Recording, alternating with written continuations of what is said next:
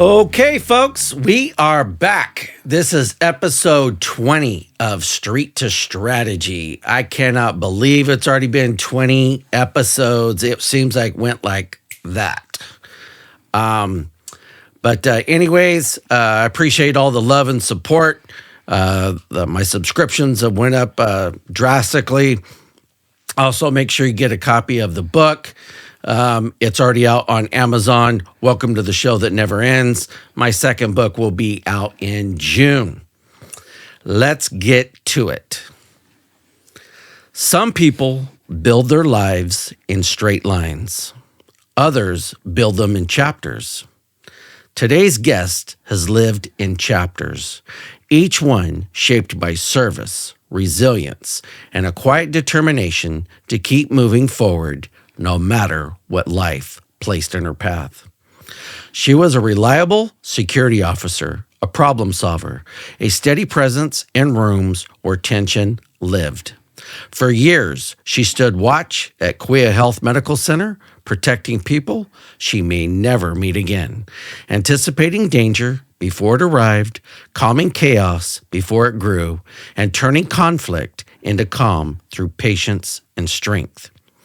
She knew how to read situations, how to prioritize under pressure, and how to be the person others looked to when things felt uncertain. Her career has carried her through many worlds: healthcare, human resources, patient care, and behavioral health. She currently works with children in need, families in crisis, and professionals in motion. From coordinating emergency department safety protocols during a global pandemic to de-escalating volatile moments in a hospital hallway, she has learned that service is not a job title, it is a mindset. But her story didn't begin in uniforms and reports. It began in Pismo Beach with motorcycles and barrel racing, with ocean air and open roads. It grew in a family shaped by law enforcement and public service. Her father, a Navy veteran, a deputy, and a firefighter. Duty and discipline were always nearby. And yet, life was not simple. She grew up carrying complicated family histories, painful rumors, and heavy expectations. 2 years ago, she lost her sister unexpectedly, a loss that changed the landscape of her heart. Now, an empty nester, she finds herself at a crossroads, asking the brave question, what comes next? So, she is stepping towards a new calling, towards law enforcement, corrections, towards leadership, and towards the next version of herself. She brings with her years of compassion, communication, and courage. She brings the wisdom earned from hard days and long nights. She brings the belief that challenges are not roadblocks, but invitations to grow. This is a conversation about reinvention, about service, about survival, and about finding the strength to begin again. Please welcome today's guest. This is Deidra Cook. Welcome to the show. Thank you, Jay. What do you think of that? That was amazing. Nicest thing anyone's ever said about me. Thank you. What's kind of cool for the folks at home is me and Deidra's daughters, they went to Oak Grove School together. They graduated Redwood High School together. So I've known you for a lot of years. I appreciate the fact you are my first civilian that has had nothing to do with law enforcement. I appreciate the fact I reached out to you and you were like, let's do it. I love that. Thank you. Let's begin. Mm-hmm. When people heard your job title as a security guard and they saw the uniform, what didn't they see? How nice of a person I am.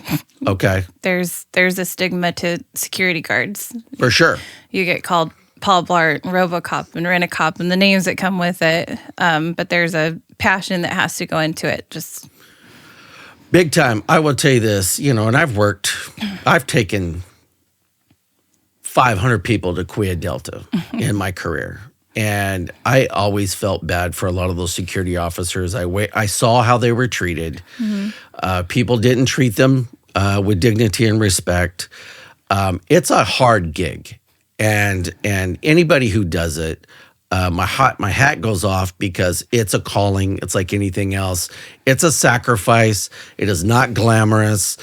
And it's anybody who does it. I mean, even back when I was a rookie, some of the cops here in town, they would we had to deal with the same security guards over. They didn't treat these guys nice. I never did that, because I was like, hey, dude, these people, a lot of them wanted to become cops. And so I tried to show people love, and that hospital, and we're going to get to it, that hospital is not an easy facility to provide security to. If someone followed you for one full shift as a security officer, what would shock them the most? The behind the scenes of a hospital. You walk in and you see doctors and nurses and patients, and as security, there's a lot of, you're wearing the earpieces, and there's a lot of outside stuff. There's threats that people don't even think are coming your way, because, you'll see security officers strategically placed through the hospital. I would run down the hospital to wherever the next code was going to, a code gray in the hospital. Those were the things people would hear.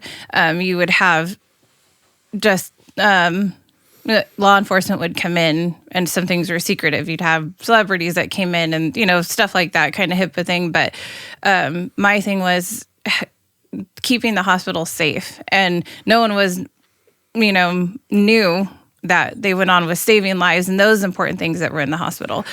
What was that section back there where they kept all the mental health people? Zone 4. Yeah, okay. With the double doors. Yes. So what was interesting is a lot of the times, if I had somebody, like if I had a suspect there, those ladies would come and get me and be like, hey, dude, we got a guy in here flipping out. Can you handle him, Jay? And I would do it just to help them, because I love those people back there. But there was a lot of times, I've taken people out of there in handcuffs that were flipping out. And, and it's a bummer, because you would see just the same people coming through, getting 5150, and then you really realize that the system is broke in a lot of ways, especially those people back there. Yes. A lot of these people should not be on the streets. I just remember, and I've talked about this on other episodes, and I'm sure you agree, how many of these people need to be medicated with psychotropic medication? They're not. Then they're out here on the streets using illegal street drugs, self-medicating, and somebody that's already schizophrenic using methamphetamine, those things often collide. They do not go smoothly. And so I just remember dealing with the same people over and over and over. And they would, and there's no beds here in town. And a lot of times, now you got to figure, the state's picking up the tab to send these people to Stanislaus, Vista Del Mar, down in Ventura. Think about that. I don't know a lot, but I can tell you this. An ambulance ride from here to Ventura, I'm sure has cost a lot of money. Yep. What's the first hard lesson adulthood ever taught you? Oh, God. Adulthood? Like 18? You really are like out for yourself. Like not that you don't have people that help you, but it ultimately is on you. Like it's absolutely on you. Yeah. I tell you something. I've said this on other episodes. For me, at 18, drug dealer looked pretty good back then. You know what I mean? I was living in these shitty apartments across the street from the bowling alley in Tulare, being the only white kid. My mom was on welfare. We didn't have anything. And I remember learning this: life is not fair. And if you want it, you got to go out there and get it. And, so that was a tough thing. Do you see yourself as tough, or has life made you tough? Well, people accuse me of being too nice or cheesy or too understanding. And I think I was tough when I needed to be. And then I used to apologize. Like I'd stand up for myself and then I'd apologize because that wasn't who I was. It was who I was forced to have to be in that moment. And then have to teach yourself to not make that your whole personality. So I struggled a lot with, I can be tough. And then it's like, no, I'm so I struggled. But now as I'm getting older, it's kind of, Yeah, I gotta, especially like you mentioned in my intro, I'm an empty nester now. So it really is, you gotta be tough out here.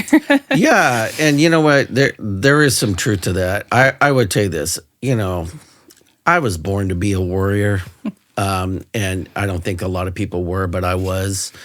And, but I will tell you this, it's tough having to learn all those lessons to make you tough, because I had to fight a lot when I was young. And, then once I was a cop, all the crazy stuff and that I've had to do, and I take that for granted. And I look back on it now, and I hated being poor growing up, but it's such a badge of honor now, because I took that and I did something with it,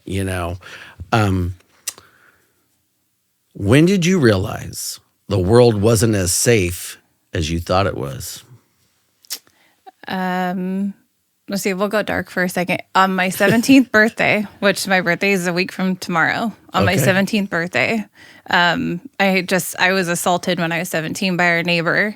And that was, he was the guy next door, work on the cars with my dad, and, just would barbecue, want some food, and someone that was real nice. And then one day it just changed, and I was 17. You look back at your birthdays where you were. Yeah. And I think, to go back to your first question about when you had to get tough, was 17. Because it's like, oh, that's okay. Because, growing up, I grew up in Pismo, and life was easy, and I had loving parents and a good family. And then all of a sudden, out of nowhere, especially on your birthday, I had something bad happen, and you're just kind of like, all right. And I feel like that kind of set the tone for other things that happen. So I just... Did he get arrested? Did you press charges? No. Okay.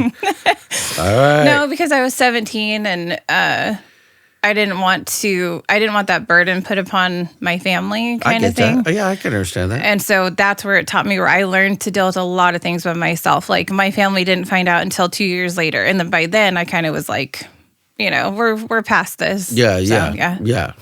Well, from me to you, I'm sorry that happened. It's okay. Thank you.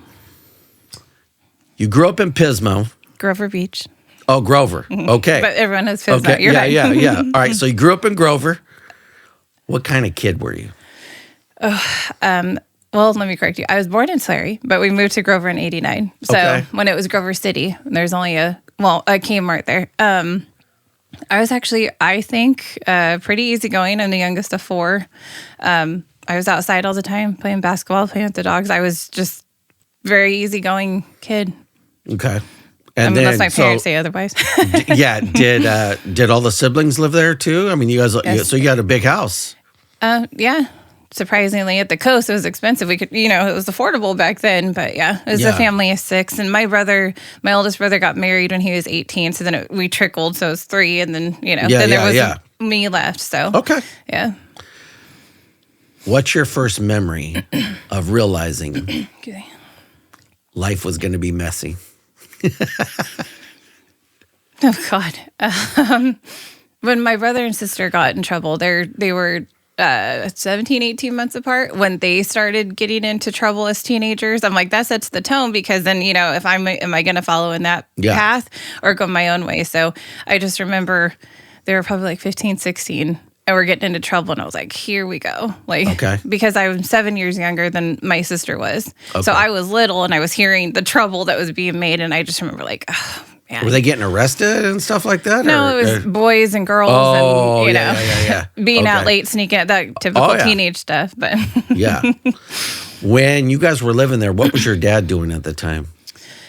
He was the PE coach at my school at Grover Heights. And I still have friends from elementary school. He was Coach Cook for a while. Okay.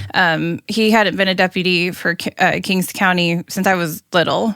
He worked, he was a coach, and then he worked at Diablo Canyon, the power plant out there. Oh, yeah. Yeah. So, what else did my dad do? He had worked for Wonder Bread before, and I believe he was doing, an order in Paso Robles, and this man walks up to him and he says, "Were you a deputy in Hanford?" And my dad's, "Yeah." And he goes, You took mine and my buddy's booze when we were down at the canal, and that was 20-something years ago. So my dad's just, working, providing for his family, and people remembered him. The guy wasn't mad. He's like, you guys went and drank my alcohol. But so my dad, worked to take care of our family. My mom did too, but and then he went into the fire department when he moved back here. Got it. Are mom and dad still together? Yes. They just had their 44th anniversary last month. Impressive. I Most know. impressive. And you had complicated family stories growing up. How early, how early did that start? And then also, how did that affect you? And we're going to get to that story in a sec. Oh. It was hard because I was younger. I didn't know the whole full story growing up. I'm the only one from my parents, and then I have my half siblings. And I hate that expression, just so everyone knows. They're my brothers and sisters, but just for the sake of the story, we just had different dads. And so when I started to grow up and then notice the resentment from my second oldest brother, and I didn't really understand why. And then as I got older, I was like, okay, there's nothing I can do about what took place when I wasn't even born. And so there was like a lot of resentment to me because of who my dad was. And so then I became like protective of my dad. And so then years, and even to this day, it's just very angry brother. Got it. Kind of explain the story real fast, because he thought that your dad had his dad killed. Okay. And as a cop? Yes. Okay. And I'm sure that didn't even happen. It wasn't. Yeah. What was it like carrying that belief that your dad might have been involved in something dark at a early age? I'm sure that was pretty intense. I mean, you do wonder like what the stories are, but if you knew my dad, it's like there's no way. And then to hear the stories of their dad, it kind of made more sense. Do you want me to tell you the story? Yeah. Let's hear it. Mom, Dad, don't be mad. So when my dad was working in Hanford, the dad of my brother and sister, he had beat up my mom very badly that night. So my dad was even working. He had beat up my mom, my oldest brother, who saw all that. He has more memories. I feel so bad for. He called the police because my mom had got beaten up. The man took off running. This was in Lindsay or Exeter. So, I mean, there's a distance between Hanford and Lindsay. Big time. The man took off running. He went into like a barn or a field out in Exeter. The police caught up to him. They actually ended up killing him on accident because of how badly he was beaten. They tried to say, it was an accident. There was a whole autopsy. It was Johnny Cochran, before he became OJ famous, actually took that case because of the police brutality. Yeah. So I'm like, what is OJ? OJ? Because of the things with because the man was Mexican. So Johnny Cochran was big on, minorities. Of color. Yeah. Yes. So, I mean, they won the case, and the police officers obviously got into trouble. So, in my brother's mind, I mean, he was only, in 1980, I believe, 79. My brother was only 4 years old. So, he's kind of just going off that idea of what he heard. Well, my stepdad's a cop, and the cops killed my dad. So, to play devil's advocate, I see how he could have thought that. But then for it to progress on and on, I'm like, we sound like a Lifetime original movie in our family. So, and then he became into drugs and alcohol. So that just kind of fed into that thought process.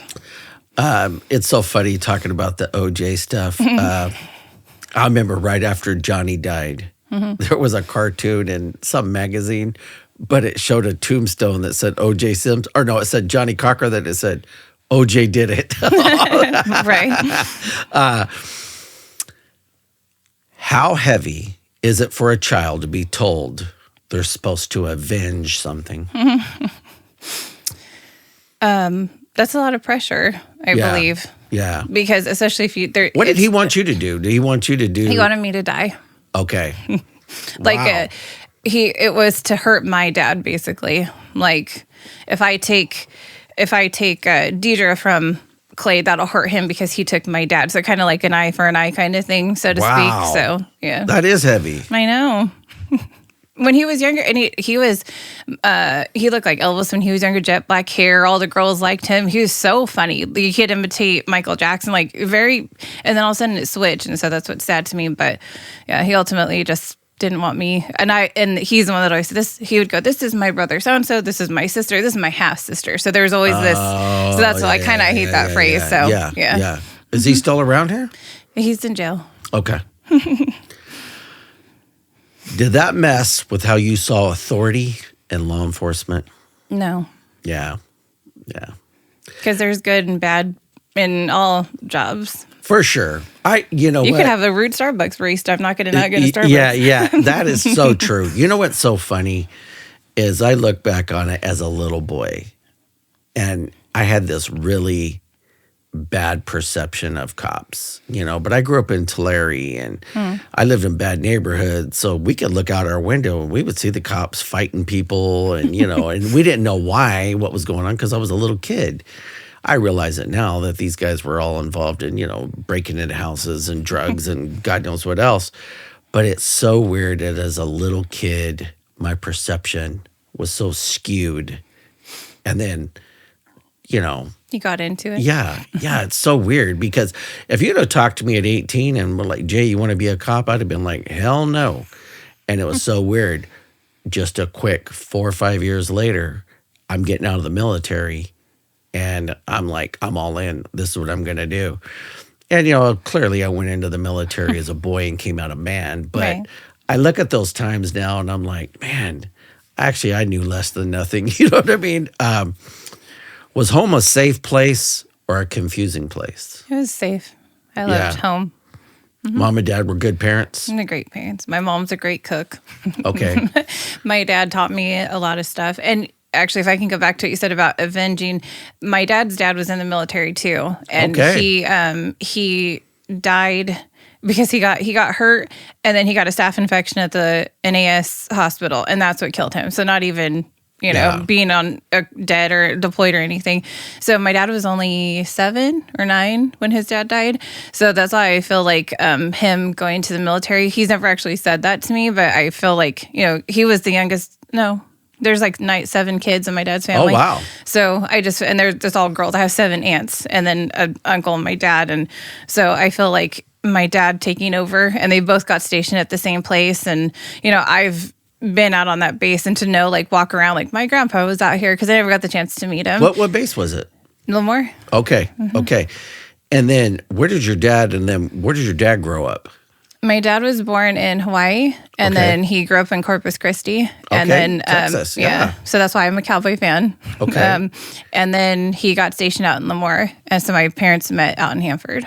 And then is your mom from, where's your mom from? Oklahoma. Okay. How'd she end up out here? Her family. Okay. I asked the same thing. I'm like, Hawaii and Oklahoma, and I was born in Tulare. Okay, thanks. Home was great. No, just kidding. What parts of your childhood still follow you today?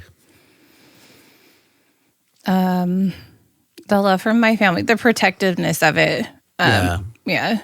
Especially with before my brother went to jail, like I was always checking his Facebook to see because he'd post things about our family, and it was just making sure that he wasn't coming after my parents, that they were safe. I have nieces and a great nephew, and it's just protecting family is a big deal for all of us. Yeah, that makes sense. And then dad's black. Dad's black and Hawaiian. And then mom's white? Yes. Okay. And then everyone looks at me and they go, "Como esta, mija?" And I go, "Aloha, Dad." So it's okay. You know what? It's so funny because when I very first met you, I thought you were Hispanic too, right? And then once we started talking, you're like, "Oh no, I'm half black." And then I was like, once you said it, then I was like, "Okay, all right." But and you're there's right. nothing wrong with people speaking Spanish to me. But no. That's so funny. Yeah, hey, ¿cómo estás? ¿Cómo estás? Aloha. That's actually pretty cool. Who shaped you more, mom or dad? That's not fair. They're going to watch us. The same, but in different ways. If that's not to be a vague answer, but... Elaborate. Okay, so I joke around about how Dad was in the Navy and a police officer, and he's a tall black guy. And how did I ever have boyfriends? Because, and then, like I said, people still know, "Oh, how's Coach Cook?" And so you hear those titles and you assume like this reverence to this man. And it's like, "Oh, it's Clay." And then Barbara, she was, how they say husband and wife, she's the neck that turned the head, and go ask your mom. And, I text her the other day about something and she gives me advice still. So like it's different when it comes to logical, emotional ways that I think of things from my mom. Got it. Or my mom is the queen of be vague, don't take nonsense. Yeah. And I don't to a degree. Who is the disciplinarian? Back when you were allowed to spank your kids, it was wait for your dad to get home. Got it. And then if he wasn't available, mom, we were spanked as kids, and that was okay. Yeah. Mm-hmm. Mom spanked the hardest. She's going to get mad for saying that. What did you promise yourself you'd never become? Oh God. Rebellious, actually. Okay. You know what? It was so weird. Growing up, how I grew up, I had multiple opportunities to take that tough turn. Mm-hmm. People tried to talk to me about gangs and selling drugs and using drugs and being in that world. And I just remember I looked back on it, and I was raised just by my mom. So I was very pissed off at my dad because he left us in these bad neighborhoods with no money. My mom was on welfare. And I had this chip on my shoulder. And I realize now that that was probably one of the best things that ever happened to me, because what it did was my whole life was like, I'm going to show you, right? Mm-hmm. And I think even to this day, I went and got a master's degree at 54 years old, girl. Mm-hmm. My dad's dead now, but I'm still trying to go, I'll show you, right? And I think that, so for me, I was like, I'm not going to get involved in crime, period. Mm-hmm. I just wasn't going to do it. And I think me taking off to the Navy was probably the smartest thing I ever did, because I know that I went in a boy and came out a man.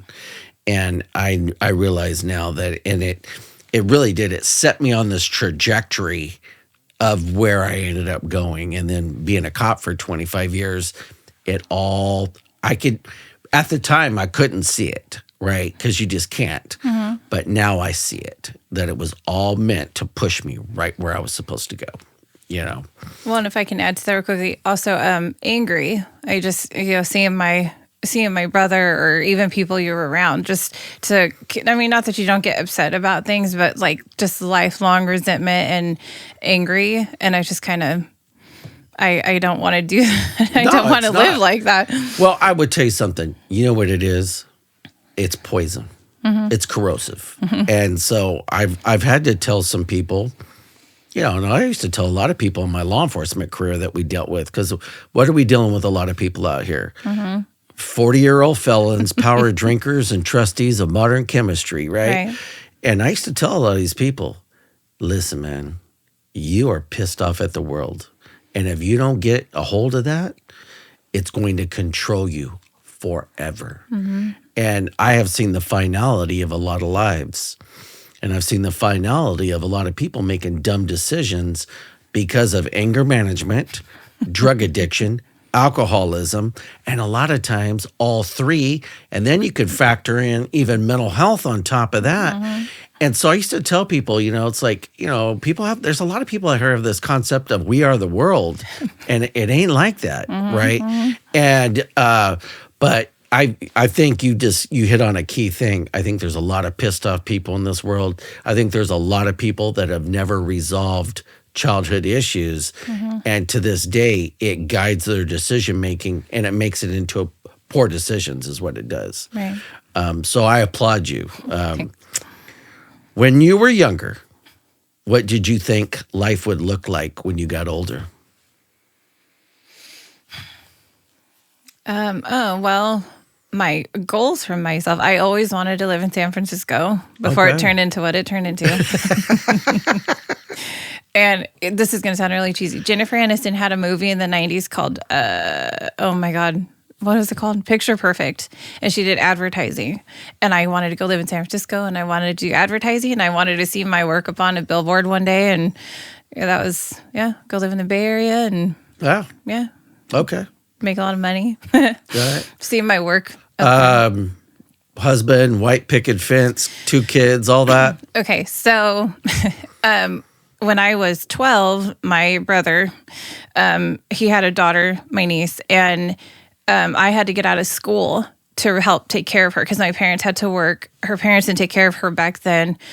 So she was a baby. So everyone thought, because I was homeschooled, because I stayed home to take care of her. So I'm still doing homeschool and taking care of this little baby. And her and I were attached forever. And then her mom didn't come get her until she was 7. So all of 12 to 19, I didn't go to prom. I didn't do the high school stuff. I went to work at 16 and then was helping with her. And I told her this. And so, doing that, she didn't make me not want to have kids. She's amazing, and my daughter is too. But yeah, having to grow up at 12 and take care of someone else's kids, and then everyone I went to school with thought that I dropped out of school because I had my kid at 12. Yeah. I was like, no, you guys. Yeah. But then, that actually helped me figure out, because 2 years later I had Jordan. So it helped me learn how to be a mom and figure out how to do life easily. I mean, my parents helped take care of my niece too, because that was their grandkid. But for the most part, she was latched on to me, and I was her aunt/mom. But where's the niece now?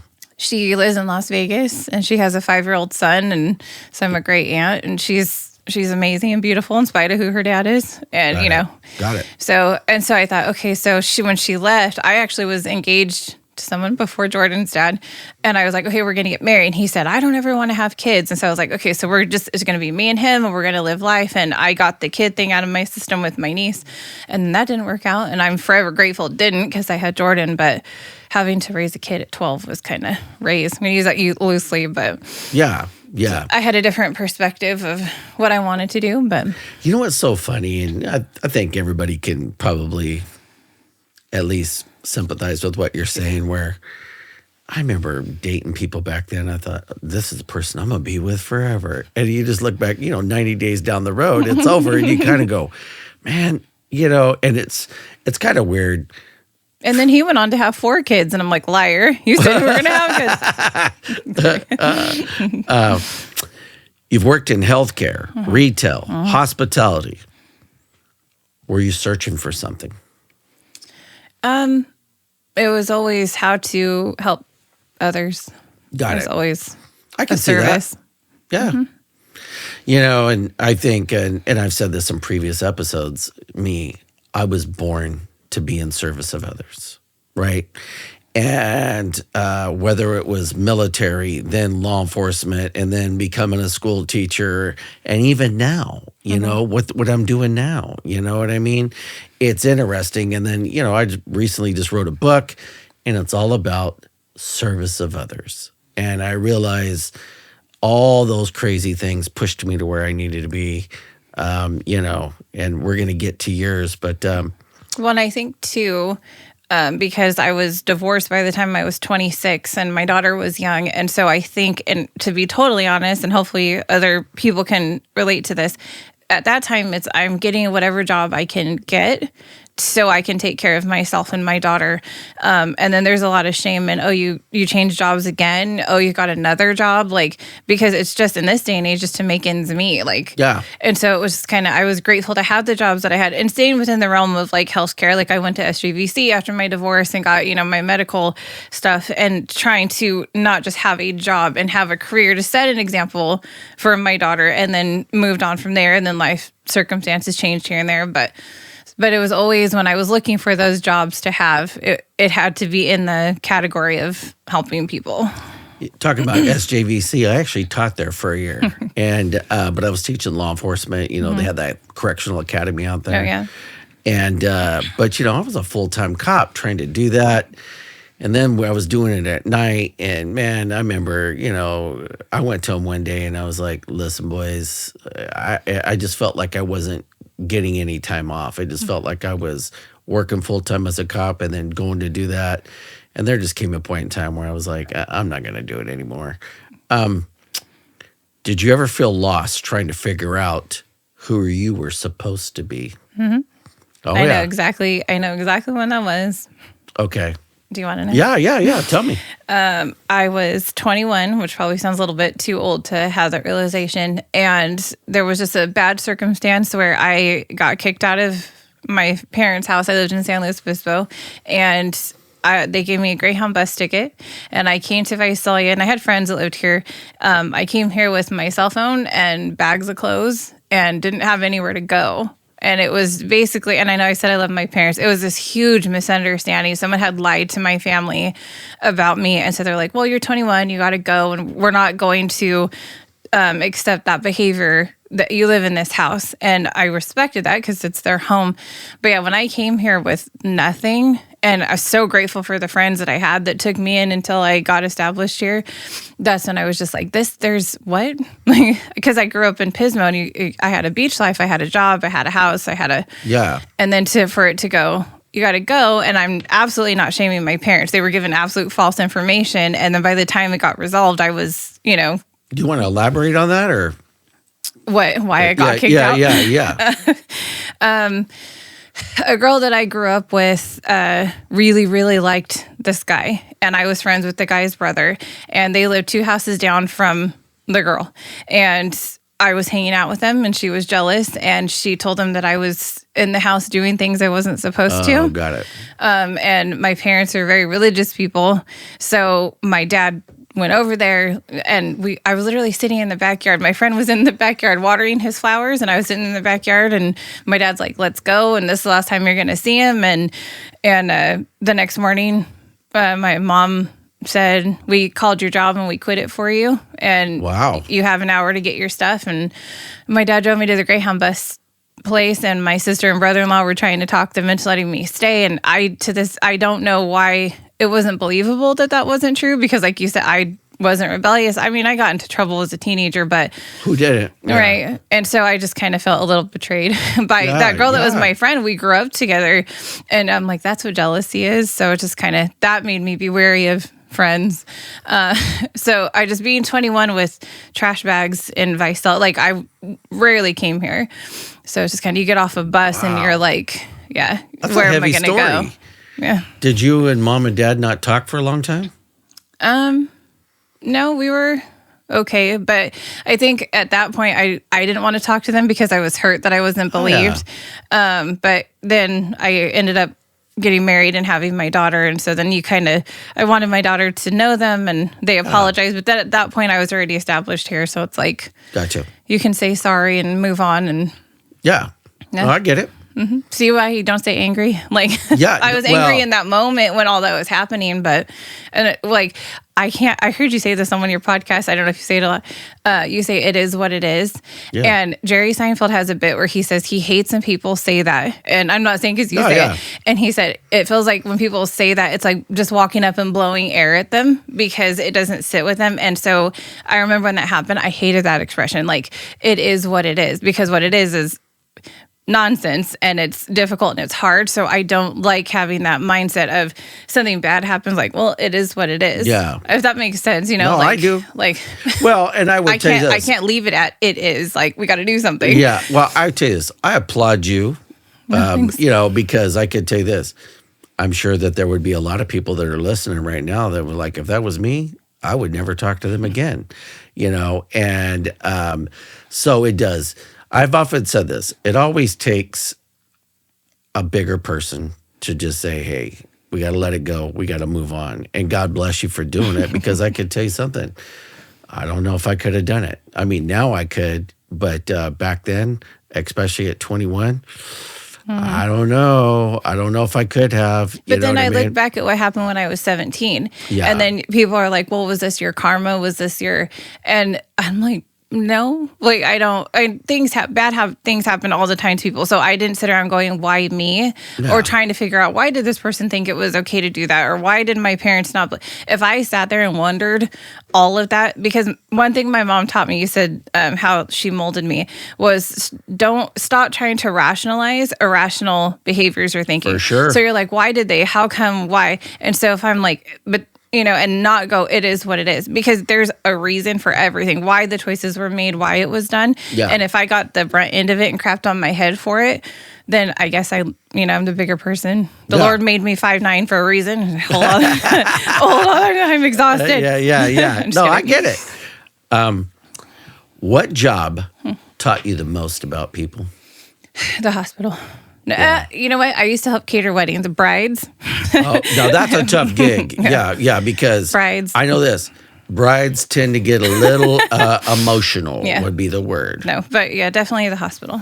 Yeah, I was going to say, anytime you have to do, I don't care if it's law enforcement, security, anything, when you're dealing with people in those situations, and that hospital, especially those guards that had to work the front up there in the emergency room, that's a tough gig. You got those people, everyone comes in, everybody thinks that their thing is the most important.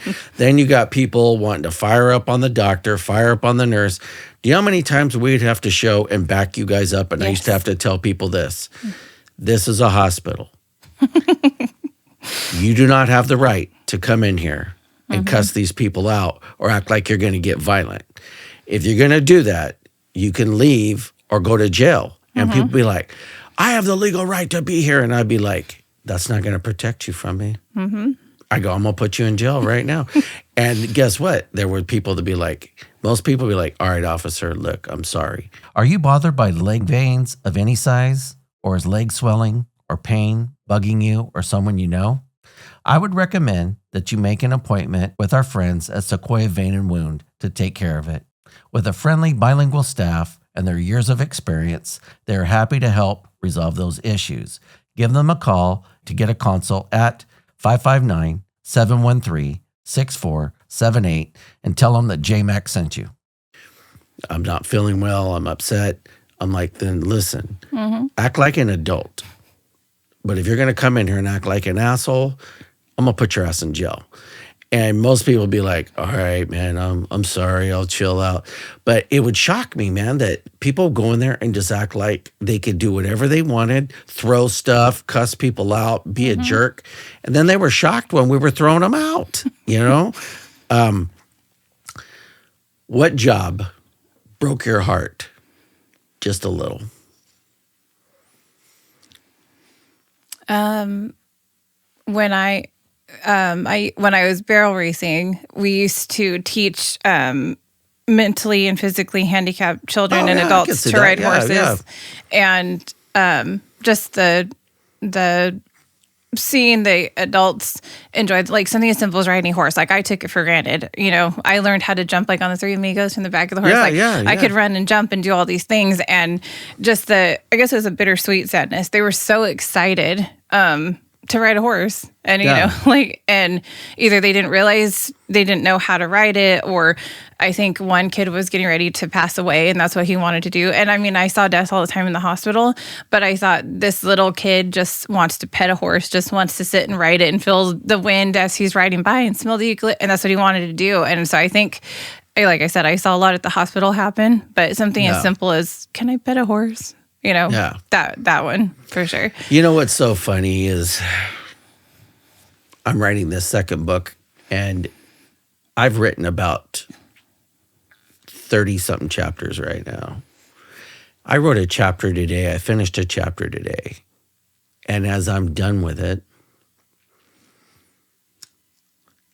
I'm in tears because I've seen the most gut-wrenching thing in 25 years of being a cop. And I realize now that, I was made to go through those things, and I could process those pretty good, but I'm not a robot. And, I could tell you this. There are some times where I've been in multiple calls where there's me and grown men standing out in a driveway, and we've all got tears in our eyes. And I look back on those things, and I'm thankful that I got to do such a long career and leave when I wanted. I didn't get fired, I just retired. But man, I just, girl, I'm so thankful that I didn't come out being a basket case. I run into a lot of the former cops I used to work with, and some of these guys, man, they look rough, man. And this job really did a number on these people. And so, I tell that story, or my analogy with that is, man, I feel so lucky, but it's just, all the stuff I saw collectively, a lot of it is trauma.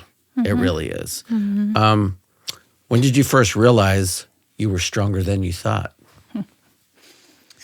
At any given time,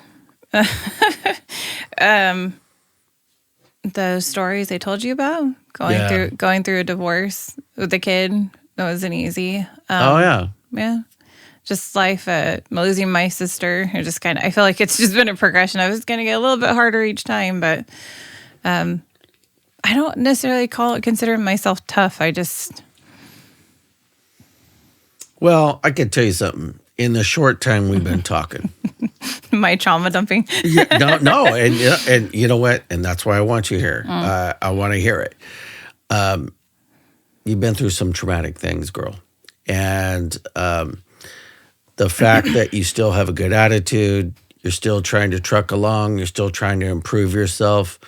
I respect that. Thank you. You too. Because at the end of the day, life is not fair. And life has a way of throwing us all that curveball when we least expect it. And you worked as a medical assistant. What did you see about humanity most people never see? How scared people get, like when they're waiting for results, but they're keeping themselves calm. Like if the doctor, the labs, and they're sitting there. Wait, even women that were pregnant, like please let me be pregnant, or please let me be pregnant. So just seeing the thought process of even just at a doctor's office of the hope, the fear, the silence of it. Actually, there's kind of you can read people's anxiety or their blood pressure's up, and why they're there, and they'll speak on it or they don't. And I feel like when they're quiet like that is louder than the people expressing their concern or worries. Yeah, I can tell you this, recently I have a good buddy of mine that recently retired, and he had gotten throat cancer, and he was telling me the same stories, like having to wait or, hey, the doctor wants to see you next week. It's just a natural thing that people's minds start going, what, why does he want to see me? Where my results not good? Where, it's like I've had to tell people, don't second guess yourself. Go get the results, find out what happens, and then go from there. But that's got to be intense to watch, because I'm sure it flips some people out. Yeah, because when you're at the hospital, everyone's either crying or moaning or screaming at the nurse, so those are natural. I shouldn't say natural. Those are just the sounds of the hospital hallways and trauma areas. But in a doctor's office, you got to sit quietly and you just don't know. So I think the silence of that. And my sister's husband, their kid's dad, I remember one day he owned a flooring company. He never sat down. He had kids and a wife, and he was doing the flooring out at Lompoc, the Vandenberg Air Force Base. Yeah. And he lived in SLO, so he had workers and he was going. And so I remember he sat down and he was rubbing his stomach. And I go, hey, you okay? Yeah, he had diverticulitis. I need my probiotics. Okay, you want me to go get them? I ran out. So I ran around the corner to the vitamin shop. So a couple hours later, he's still rubbing his stomach. I was like, Sean, you need to go get that checked because diverticulitis is so painful. And no, I'll be fine. So I was at their house for about 2-3 days, and he's not feeling any better. And I said, you want to crack it? Like, I just thought he had the stomach bug. For him to sit down sick, and he didn't say anything. Oh, it hurts. And then he went to the doctor. My sister took him, and it turned out he had stage 4 liver and esophageal cancer. Oh, Jesus. Yeah. And so like that's sitting there like, I'm all right. Like, yeah. And you're like, and I think too, a lot of people don't go to the doctor because if you ignore it and you don't know about it, then it's nothing. And like once it's diagnosed to you or something, then you're like, well, now it's real life. And so he just kept putting it off. And, regardless of when he went, he was going to be sick, but no, it's his probiotics. I just need crackers and Sprite. And then, his MRI lit up and you're like, oh, okay. So, what's so interesting? My dad had diverticulitis, right? But he was such a hillbilly in some ways, and he used to call it diverticulitis, right? Very different. And I used to be like, no, Pop, it's called diverticulitis, right? And so, but it is. There's something about, you're right. People are like, they don't want to know. Even though if they kind of think they know, but yeah, you're right. If you go and the doctor tells you, then that makes it real, right? And what's the hardest part of working around sick or hurting people? There's nothing I could really do. Like you watch the doctors and they're doing their best, and you see all the amazing medical minds, and it's just kind of when you know it's at a loss, like kind of. Oh yeah. And they're just, you're waiting. Hey, put the family in the consultation room because you know, we got some bad news coming. Yeah. That's the sad part. I would tell you something. You know what's interesting is I've, again, taken all those suspects, to Quia, but I just remember all the sounds. You got people wailing. You got people crying. And you got smells. people shouting. Don't forget the smell. Yes, the smells. Then you got the mental health aspect, and then you got people coming in with serious illnesses. And, you just look, and it's like, it's like any other show that you've ever watched about a hospital. People that do that type of work, it's a calling. And God bless those people, because on any given day, they're just dealing with the worst of humanity, the worst of society, and then they're having to give the worst possible info to people. So God bless them. I remember my first day at SJVC, my instructor, Judy Mascara, I'm going to give her a shout out. And before she even started our module, she said, if you're here because it's good money and that it's job security, because there's always going to be sick people, this is not, like, we don't want you in this field because you're not doing it for the right reasons. Yes, enjoy if you get to that point. But if this is what your objective is, you're going to get burnt out really easily because you're not doing it for the right reasons. And I admired her for that for all these years. Like, you have to do law enforcement and medical, like, you have to do it for the right reason. You know what, girl? I was just getting ready to translate it to law enforcement. I've told that same story to brand new cops. Listen, you're getting paid some good money, but we expect a lot for that good money. Right? And we can't call the cops. We are the cops. So get your ass in there and go handle this dead body or do whatever you got to do. But I've had grown men that on their very first day go, I'm not touching a dead body. And I'm like, I'm not asking you to. I'm telling you to. And if you don't do it, then I got to let somebody know that this ain't for you, dude. Right? And, and I've just had some people go, well, can somebody else do it? I'm like, there's not always going to be somebody else. It's going to have to be you. And, one of my very first episodes, my buddy Gibby, I love him like a brother. But guess what? He had a very sensitive nose. He couldn't go into houses with dead bodies. He didn't like to be around dogs. Almost every house we went to had a damn dog. He didn't like a lot of those things. And it's a tough gig, because you're right. You got to get into it for the work, because if you're not in it for the work, it's going to expose you sooner or later. And you're allowed to get tired and burnt out because of that kind of stuff, but then you're like, remind yourself why you got back into it. Oh, yeah. How did you stay human in a system that kind of feels cold? Oh, and in healthcare? Yes. There was one example. So when I first started with Quia, I did patient access. So I didn't automatically start out at Quia. And I remember sitting at the front. They were constantly moving the ER entrance because they were getting it ready. And I just remember right where the chapel is. I don't know if you know Quia very well, but the chapel on the way to the cafeteria. And our desk, patient access desk, was right there. And it was, I don't know if you remember at the KFC, the dad that shot the wife during the child exchange, or the mom. I do. Okay, so that family got brought in. And so they were coming to us first, and then they were like, put them in the chapel because the doctor was going to come. And I had never heard, when my sister's husband died, she cried quietly and hugged me. But it was, I hate saying it, she knew it was coming kind of thing, but it's still just as sad. Yeah. But when I heard the mom that scream when she was told her daughter died, being a mom myself. And I mean, the whole hospital went quiet. And the gentleman that I worked with, he teared up too. So to hear that mom scream because her daughter was killed, because she was with her, so she saw her get shot and then to die. And then to hear that in the hallways, that stuck with me forever, regardless of anything I went through. And I was just like, that was probably the sad, like. Yeah. I mean, I've been at so many things where when people cry, you're talking a guttural cry. I mean, a soul-crushing cry, screaming, sobbing, body shaking. And I've had to give a lot of death notifications. Hardest one I ever had to give was to my own mother about my sister. I'm sorry. And I'm going to tell you something. The way my mom cried that day, it extinguished whatever magic my mom had entered that day. If truth be told, part of me went dark with it. But I will tell you this.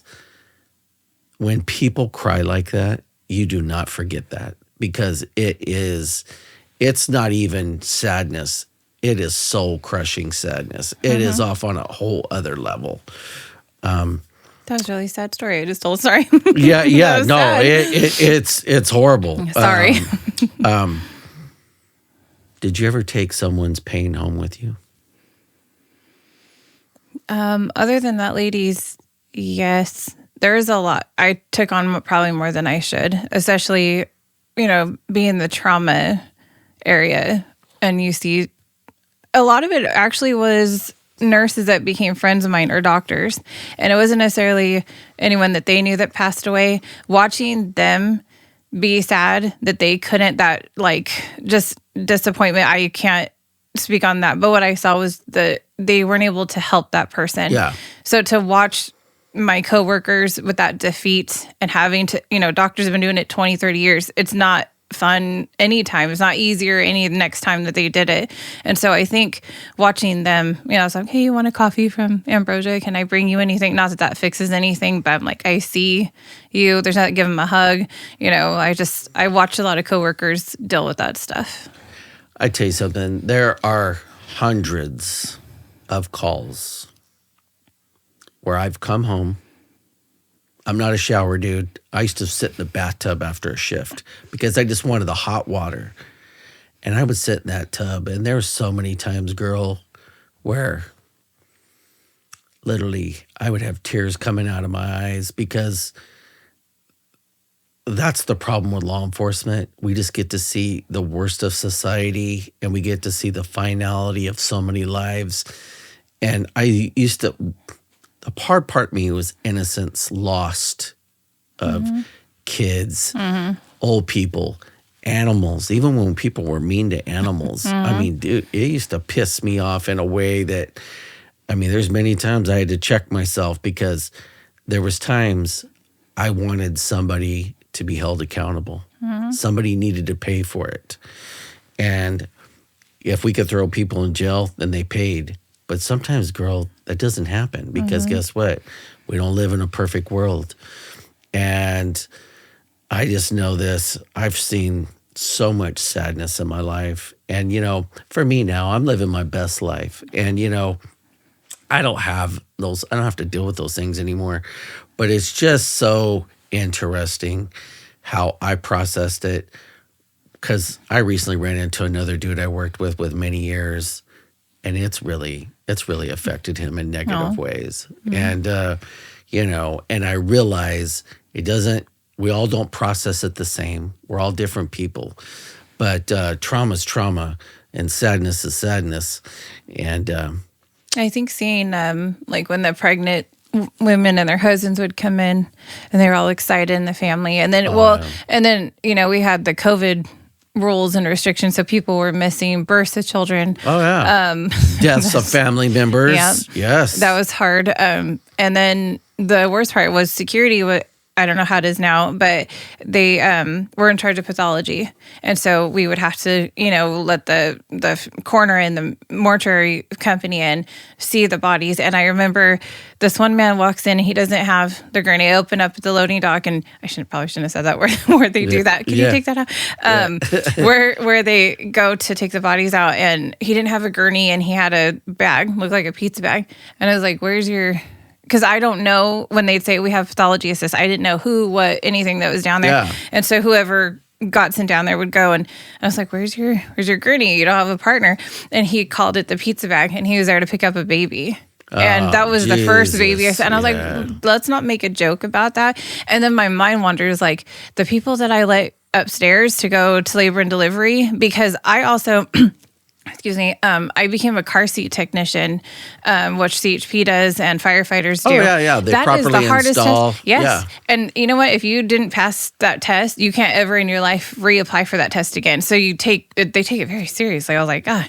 So I would see the families come in, and either if I wasn't doing a car seat check, I had taken the baby from the pathology area.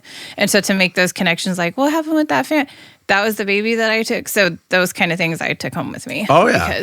Yeah, that was awful. Well, too, I mean, you know how many times I had to go to calls where the kid is deceased that's the same age of my daughter at the time. I can't imagine. And you cannot help but transfer it to you. Mm-hmm. And I mean, there's a couple calls that I could never talk about. But there was one right about the time my kid was 14, and it changed my household. It changed a lot of households here in town. And I tell people this, I'm like, you just don't know what we see. Mm-hmm. And people just assume that it's just driving around in these patrol cars with these uniforms on. Mm-hmm. It is not glamorous. It is gut-wrenching. It is soul-crushing. There's so many days I drove away from that PD going, why did I choose this godforsaken business, right? Mm-hmm. Tomorrow was a new day. You wake up and you realize, Jay, you're a warrior. Put that uniform on and go help these people that need it.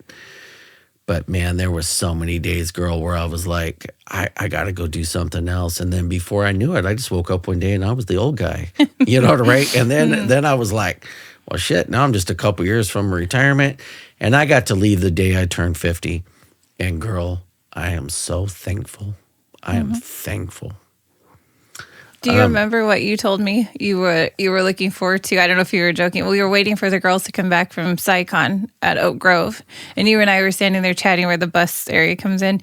And you were talking about you were looking forward to the knife set you would get when you retired. Oh, yeah. I used to, one of my jokes was, once I retire, I'm going to get that set of steak knives. They promised me. I was like, did you get them? Yeah. You know what's so funny? You know, like a lot of PDs back east will give you like a gold watch. Mm-hmm. We don't do that. What we do is we give you your gun on your last day. You get to keep your gun. And our association buys it from the city, and then that's kind of like your little token that you go off with. But it's interesting, it's people don't realize, well, here's the sad part. Now people got to do 7 more years before they're even eligible to retire, which is even crazy. I don't know. Honestly, I tell kids now, wait till you're 27 because you're going to have to go to 57 and that'll give you 30. Because if you start off at 21, you're not going to make it to 57. That's a 36-year career in law enforcement. You are not going to be able to do that. What moment in healthcare changed you forever? In Zone 4, I got jumped by 3 women that were back there. The daughter was a patient. Grandma, mom, and daughter were I could hear. And I was like, who punches their daughter? So mom is punching patient. Grandma's punching mom for punching the patient. And then if you remember, all those doors were sliding doors except this one in particular. And the door would swing open. And I was officer posted back there at the time. And I went in to go help them, and the door shut. And I mean, just to watch a family throw punches, especially when someone was in crisis, because it's not just affecting that person. Like the mom's freaked out, the grandma's freaked out, and all you can think to do is fight each other. Yeah. And then I got jumped, but I was able to de-escalate that situation. And I remember telling the girl, I said, if you don't stop, you're going to get put in restraints. And putting people in restraints it's a big deal. Necessary. Yeah. But it doesn't happen. It doesn't happen often. Yeah, but to have to do it to a young girl like who's so angry, and then that one stuck with me and you know what? I got hurt in the process, but I got them to stop, and so it was just kind of to watch a mental health crisis take place, and your only option is to strike your child. I was like. That one sat with me because I could never with my kid. Well, and I will tell you this, you know what? And that might not seem like a huge healthcare deal, all the things we saw in the hospital, but that's the one that stuck with me. I was like, Yeah. I tell you something, you know, I think for me, the first time I saw somebody shoot themselves in front of me, you know, it's like the first time you actually watch that. Mm-hmm. I mean, I'm talking gun to the head, click, boom. The first time you see that happen, I don't care who you are, it's going to affect you. Mm-hmm. And I just remember, you know, it's a big deal. And I just remember the first time, you know, and then what do? They talk to us for 1 hour. Hey, you okay? Yeah, good. All right. Go home. Come back tomorrow. That's the problem with law enforcement. You do the soul-crushing stuff. You see the worst in society. You go home, and then you saddle up, and you come back in tomorrow. But, there's so many calls like that, girl, where I've just been like, did I just see that? Mm-hmm. You know? And I've had knives pulled on me and had to pull my taser. And I remember this man, people do not like being told they're on a hold. And especially in that crowded hallway. Yep. And, you know, this one doctor, yep, you're on a hold. And then their brain flips. And I literally was getting ready to scan, you know, weapon screen that man. And he jumped up and he had a knife in his pocket. And that was probably the busiest day in that hospital. And I thought he's either going to stab himself or he's going to stab me. And so he was trying to get out of there. And I kind of was like sheepdog herding him out those entrance doors. I'm like, let me get him outside where there's room, because there's people, or he could have stabbed anybody. Yeah, because and I always know that room is always packed. Tiny. Yeah, and I thought, you know what, if he takes off running, I'll call you guys. You know. Yeah. But we got him outside, and then it was raining, and I thought, I'm going to take someone in the rain, and I'm going to get electrocuted. But love my job. But to see him pull that knife out like that too was, you know, because you don't know what they're going to do in that moment. You don't. I was going to ask you this: does the guy that was like, he was like the head boss, was that Miguel that ran? Yeah, he's like Miguel Morales. Does he still run it? No, he's in safety now. Oh, okay. He ran that place like a police station. Yeah. I learned a lot from him. How did you keep from becoming numb? That's hard to do, girl. Just remind myself each day is a new day. Like, you can't ever prepare for what's going to walk in there. And it could have been good things too, you know? Like, you could have had nice people, someone give you a hug, someone that thanked you for helping them in a situation or helping their family. So it was kind of, I think, because there's two people. Either people see, whether it's your law enforcement or the security officer, because they put us in like, those vests. We had vests. And I was like, okay. And then employees are like, why are you wearing those? I'm like, because they're preventative. Like, they weren't exactly the bulletproof, but they were the resistant vests. Yeah. And so I feel like, you know, when you walk through, people are either happy to see you or they get real. And 9 times out of 10, people were happy to see. It's a comfort, because anything's can happen at the hospital. It's like, we see them over here in the distance, so we'll be okay if something pops off. So I think not becoming numb was because more people appreciated how we were there in whatever circumstance we needed to be in. So it's kind of rewarding. You know what? And I can say it now, but at the time I probably wouldn't. But I think I spent a lot of years at the PD being numb. I just did. We would go to stuff and, you know, we're standing over a dead body and we're talking about Game of Thrones, right? Yeah, right. And you know, because guess what? It's a defense mechanism is what it is. Because in the final analysis of all of it, if you internalized all of it, I think it would just crush everybody. And you can't. And so I know this, you know, especially after my shooting, I pointed a gun at more than 500 people, girl. Wow. And I will tell you this, I've only had to shoot one, but I can tell you this, you become numb. You just do. It's a it's a defense mechanism. What's it really like being a security officer at the hospital? Did you love it? Did you hate it? Would you recommend it? Would you tell people not to do it? I wouldn't tell people not to do it. Not to talk badly at the place. I loved the work that I did. I hated the drama surrounding everything. It took away from the work and stuff that needed to get done. I genuinely loved that job. Yeah. Yeah. I learned how to protect myself. And like, honestly, even the people that were causing the problems, like, the whole objective of security is to maintain safety for, Sure. visitors, patients. Even the person that's causing the problem, like, deserves to be kept safe amongst themselves. Like, so I thought, it was fun. I should say fun. It was an experience. I learned a lot. Like, Miguel taught me, because I wanted to be a sergeant there, and there were days where I did get to be the shift lead. And so something that I appreciated that I learned, if you want to know this, is you have either PBX, you have officers telling you what's going on in their ear, you have people coming up to you. The unknown of what's happening was good training, because either it was something simple or you're going to get your butt kicked when you get there. One of our leads, Matthew, he taught me, he said, don't run up the stairs. Like, if you're on the 6th tower on a Sequoia, don't run up the stairs, because you don't know what you're going to come into, because those elevators are so old, they're so slow. And I was like, we got to hurry up and get there. And it's like, save your energy to get there, because you don't know what's going to happen. And not every time was it like a brawl with somebody, but It could happen, though. Yeah. I would tell you something, it's my first couple years. I thought I was going to save the world, man. And, I'd go running into stuff, and I wanted to be involved in everything and, all this. It's not till you have a few years on that you realize, let's hang back. Mm-hmm. Let's not run in. Let's walk in, mm-hmm. right? Let's have our head on a swivel. Let's think, right? And this, once you get emotion involved, emotion does a lot to people.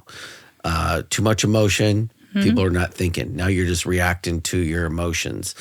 And then I think there's some people, if you're too emotional, then you're not thinking, right? So you just have to find that nice, happy medium and do it.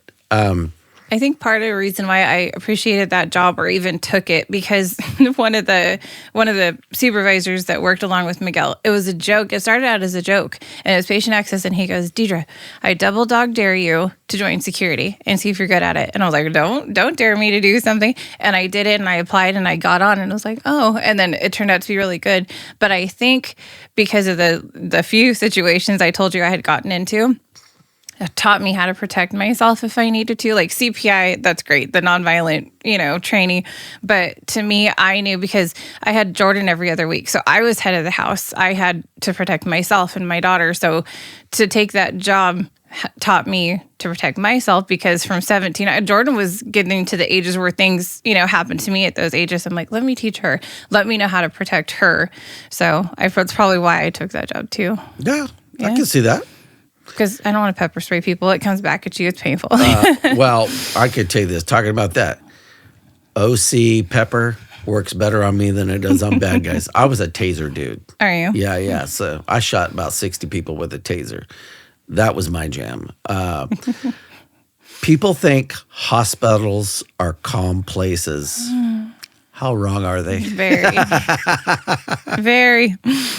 It can, it has its, go get a coffee and then you're right back to it. Like, I can't even, my brain's not even working trying to keep up with how uncalm it is. It is. I can It's tell you organized and strategic. It's a organized chaos, I guess you want to call it. Oh, yeah. 100%. Mm-hmm. Well, and here's the problem with the hospital. You got hundreds of people running around doing stuff. Mm-hmm. And what you realize is, all you really can control is your little universe part of it. So I would stay locked in on my suspect, because a lot of times they were in handcuffs. We would check them in, right? They're coming in the back door. And then we're waiting. Are we going to go to zone 4? Are we going to go to a room? And you would not believe how many times security would come to me and be like, dude, we need your help. And I'd be like, okay. So then one of your security people would have to stand by with my suspect. So then I would have to go and handle this. There were times I have a suspect in handcuffs and then I have to go over there and body slam some dude on his head and put him in handcuffs. We probably worked together and didn't realize it. Yeah. And you know, it was just interesting. If I showed up, a lot of those guys are, oh man, McWilliams is here. Thank God, dude. And they would come get me. I didn't take shit. So you know what? If you wanted to fight, I was your guy. And, but I realize now, you know, it's like a hospital is not what you think it is. There's a lot of theft going on. There's a lot of just nefarious people in there. There's drug addicted people. There's alcoholism. There are people that, and then you know what I really got to see? No doctors want to say this, but I will because I don't work there, so I can say what I want. How many people, there's nothing wrong with them. They're just there to get some meds. The high utilizers. Yeah, yes. And I used to say, you know, so I remember talking to a doctor one time and he's like, dude, he goes, my day is filled with people. There's nothing wrong with these people. They want the turkey sandwiches that they give in Zone 4. Correct. And, you know, and it's a bummer because then you realize what it's done to the medical system is it's clogged it unnecessarily, you know. Well, I am a master storyteller. Okay. So I got a story for you. Okay. So I was raised in a hellfire and brimstone church, right? My grandmother was probably the most religious woman I have ever been around, but she would not set foot in a church, right? And my grandmother lived with us early when I was about 8 to about maybe 10-ish. And then she came back again when I was about 15 to 18. And anytime Granny lived with us, Granny read her Bible cover to cover, witnessed to anybody that she came in contact with. But her and my mom had this really fractured relationship. And anytime my granny left, her and my mom would get into World War III.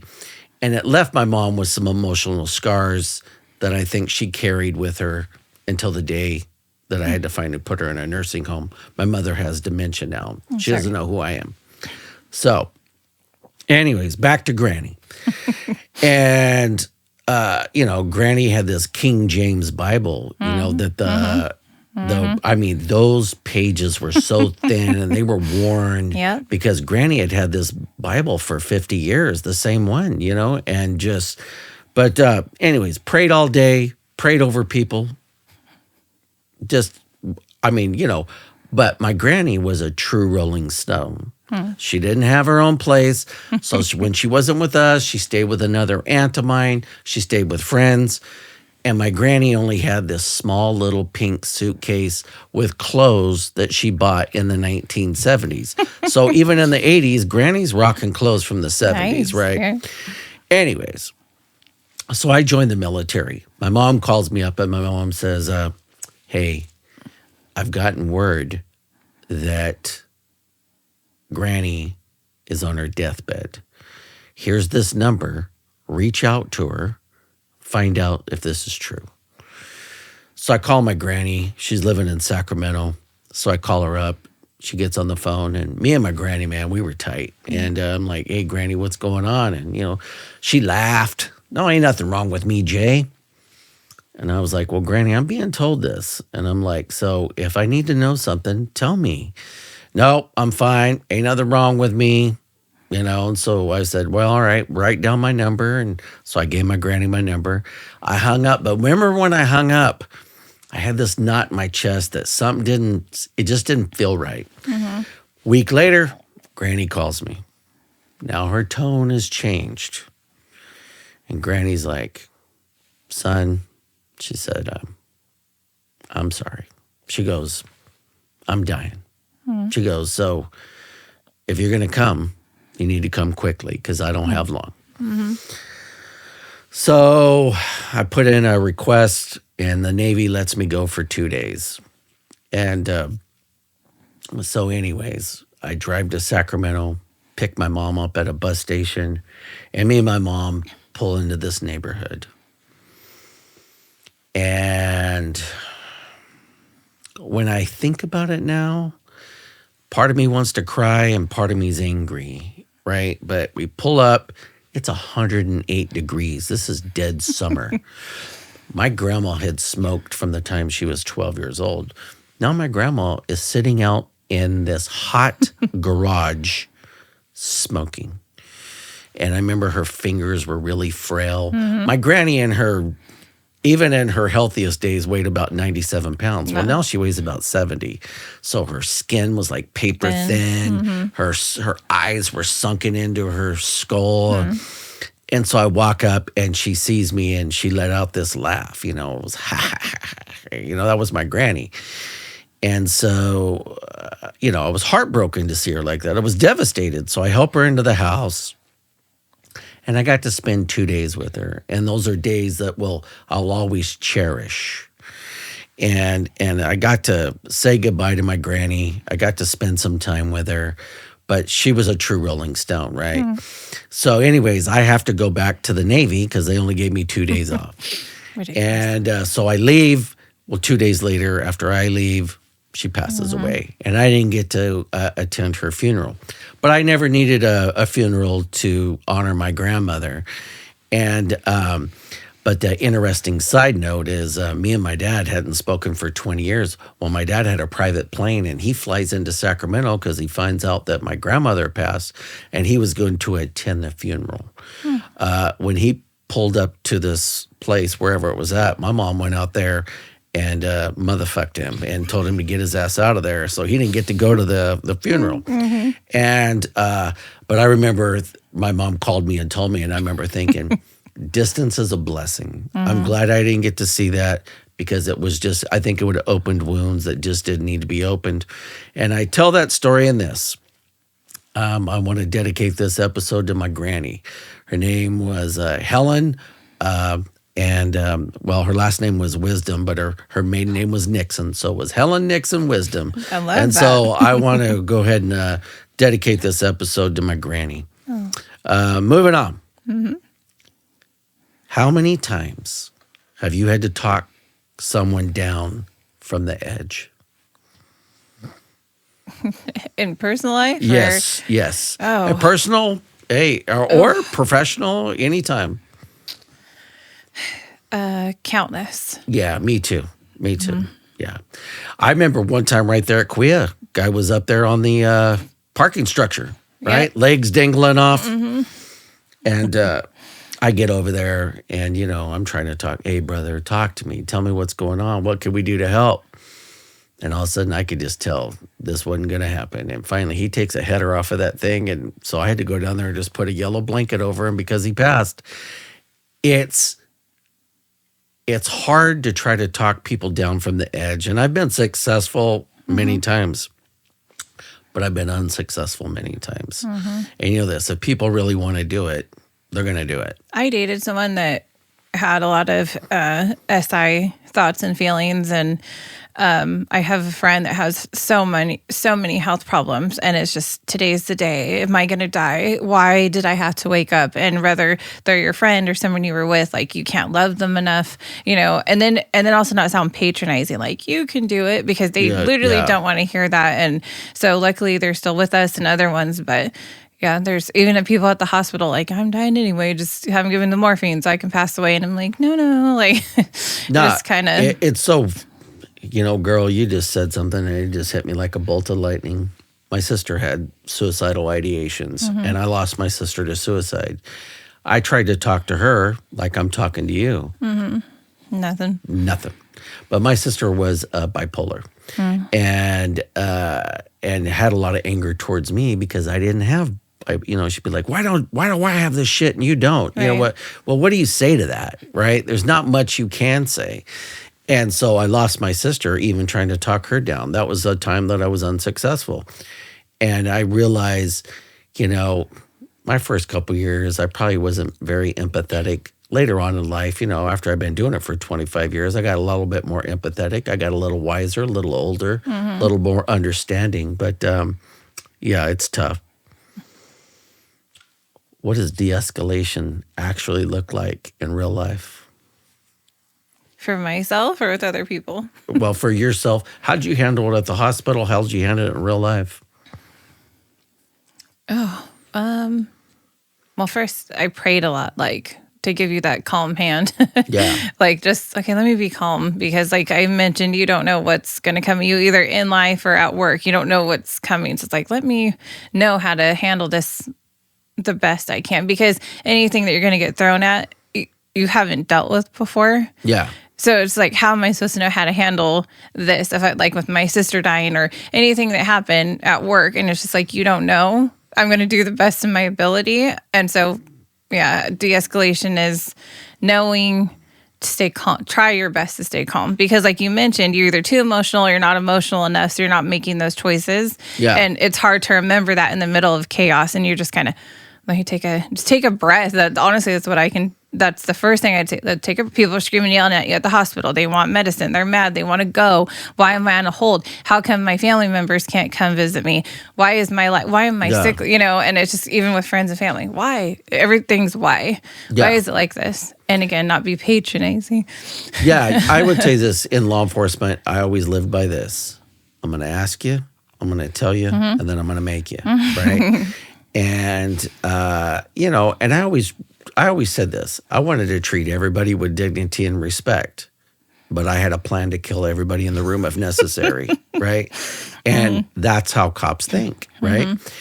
And there would be a lot of times I'd be like, hey, brother, I used to tell, and this is how I would tell men, hey, brother, let me treat you with dignity and respect, right? I would like to do that. Will you let me do that? Right? That would work with a lot of people. But then there was times where I'd be tell people, don't get it twisted. I'll rip your fucking head off if we have to, right? And so people would be like, damn, And so we have to talk to people that way in de-escalation, and we would try. But there's just times shit don't work, and people want to fight. I would do that too. You got to stand up for yourself. Like, enough's enough. Like, yeah. Have you ever truly been afraid on the job? I'm thinking of my stories. I'm probably the guy with the knife, kind of thing. Oh yeah, because you don't really. I mean, yeah, you got a taser, but Well, and I think too, like the times that I was the lead, when I would hear that like there was a code gray, and then not knowing if my coworkers were going to be okay. And real fast, code gray means what does it mean? My God. What does it mean in security? Combative. It's something combative. Oh, yeah, okay. Yeah. Like a dangerous situation. Yeah. Wow. Yeah, because I would tell you this. I think for me, I was never afraid. I was going to say the same thing. And so here's the problem. It's good in a lot of ways, but it can be bad in a lot of ways. I've had surgery on both hands for cracking people in the face, and I've been in some crazy, crazy stuff. And I just remember thinking, I think it was my armor that I wasn't afraid. And I got lucky a lot of times, because I think it could have went really south. And I've seen other cops that were not afraid that are no longer cops now because they got fired or they got injured or they got prosecuted. I mean, yeah, it can go bad. I really consider myself lucky in a lot of ways. I've had scarier moments in real life than at the hospital. Like I said, it's controlled chaos. Yes. What type of person does that job turn you into? I think you could get angry if you're not. I think I had the advantage of going into it from healthcare because I had seen things as opposed to someone coming off the street, so to speak, and you're not used to the death. And, so I think you learn grace. You learn things. You learn that you can deal with things you never dealt with before. Like I said, death, everything that people see in a hospital. Because, you think of security, they're just standing around. And it's like, no, that's not what it is. You learn a lot of patience because there's a lot of standing. Yes. You learn a lot of situational things that take place to keep your eye out on things. Even when you're out on the street, I'm sure, police officers do that too. And before you're like, sometimes it can be boring standing there and you're like, this is boring. And then the next second it's going to pop off. And I'm like, take that with you when you go. I could go to Applebee's and someone raises their voice a little too loud. And I'm like, what's happening? So that kind of is a blessing and a curse. But yeah, it teaches you a lot of self-awareness, I believe. It does. And I will tell you something. I had some years where I think it made me probably not a good person for there were some years in there. I was dealing with a lot of trauma, all the stuff that we had saw, all the stuff that we did. I think there were years that I probably I didn't have a good temper. And I realize now that I think that years later, I can realize it and see it for what it was. I wasn't violent towards my wife, but acid could drip from my tongue. And I think that, and there's no excuse for that. Right. But I can just tell you this, that there were years, especially my years in the gang unit, we were just dealing with a lot of crap. And I voluntarily, once my 4 years were up, I was like, hey, I've had enough of this. I'm going to go do something else. And I went back to patrol. And then that's when I went and got my bachelor's degree. And I'm so glad I did that. I remember seeing you do that. Yeah, because what I tell people is this. I think with cops, too, we all get wrapped up in like, hey, I'm in the gang unit. And it's prestigious. But there's a price to be in those prestigious units. And, and we were the shiny tip of the spear, and we were doing a lot of crazy stuff and going up against the worst of the worst. And I was proud to say that I did it. But, man, when I was done with it, I was like, I'm glad it's over. And, then I didn't like the supervisor in there. So that was just another thing. I was like, fuck story. You, asshole. I'm out of here,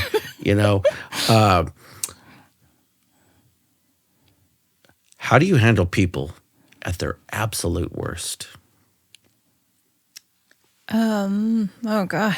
Like you said, sometimes you have to match that energy. Sometimes I hate saying, I would say, I loved to fight in the hospital. I was like, let's go. Like, let's get this under control. They didn't want you guys doing that. A security officer would, I know that that's not they don't want you to do that, but I know that there's times it happened. Yes.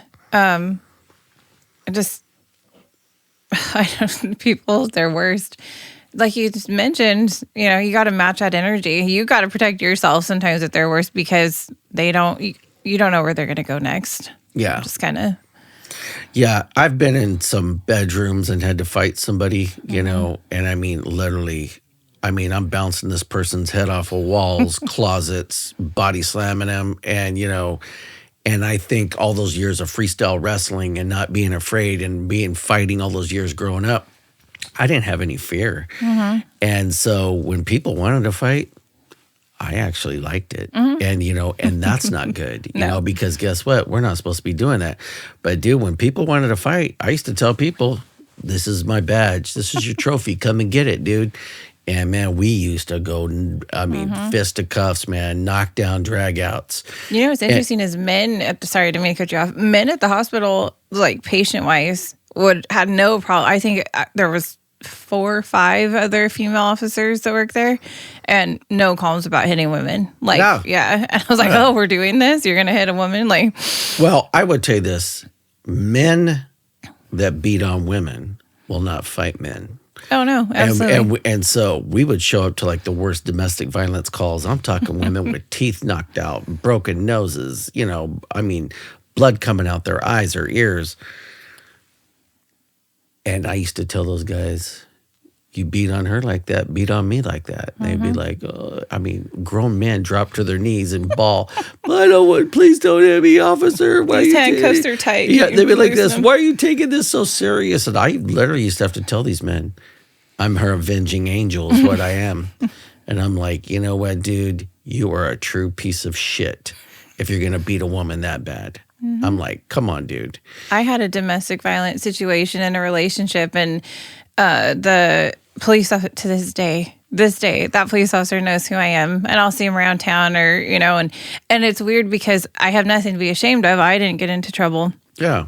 But like he knows the story, and he's always polite, and he says hi, and it's like all the people he's seen over the years, because it was so long ago, and like I see him, it's like I know you know that, I know you know who I am, but to this day he's always been so nice. But then there's like this guilt where I'm like, he knows that I was in that situation, I didn't stay in it, but just the officers, we do live in a small town, but like every time I see him, I'm like, I wonder what he thinks of me. Yeah, well, and you know what, I could honestly tell you, you know, I've been that cop where people have walked up to me, restaurant, bars, and been like, "Hey, man, thank you, officer. I appreciate you." You know, me and my wife, we were in Azul's about a year ago, man, and this lady this lady walks right up to me, and she's like, "You're Officer McWilliams, huh?" And I go, "I used to be." I said, "But I've been retired for a few years." She goes, "Can I tell you something?" And I was like, "Yeah, go ahead." And she was like, "Man, you protected me, and I was in a horrible situation." She goes, "You got me out of that situation." She goes, "I'll never forget you." She goes, "I remember when you walked in that house." She goes, "There were some nice people in there." And she goes, "Everybody in that house feared you." And I said, I could understand that, because I carried it like that. Right. I wanted to be nice, but I used to tell people, don't get it twisted. I carry the biggest bat in this room. And, you know, and she goes, "I just remember you got me out of there." And she goes, "I have thought about you 1,000,001 times." She goes, and, you know, and she gave me a hug.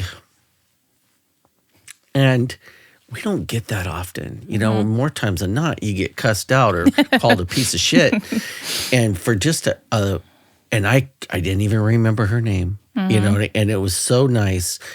And I get emotional talking about it, because we don't get, you know, it's a thankless job. Right. It really is. And so when I get people like that, and I've had so many people walk up to me and thank me.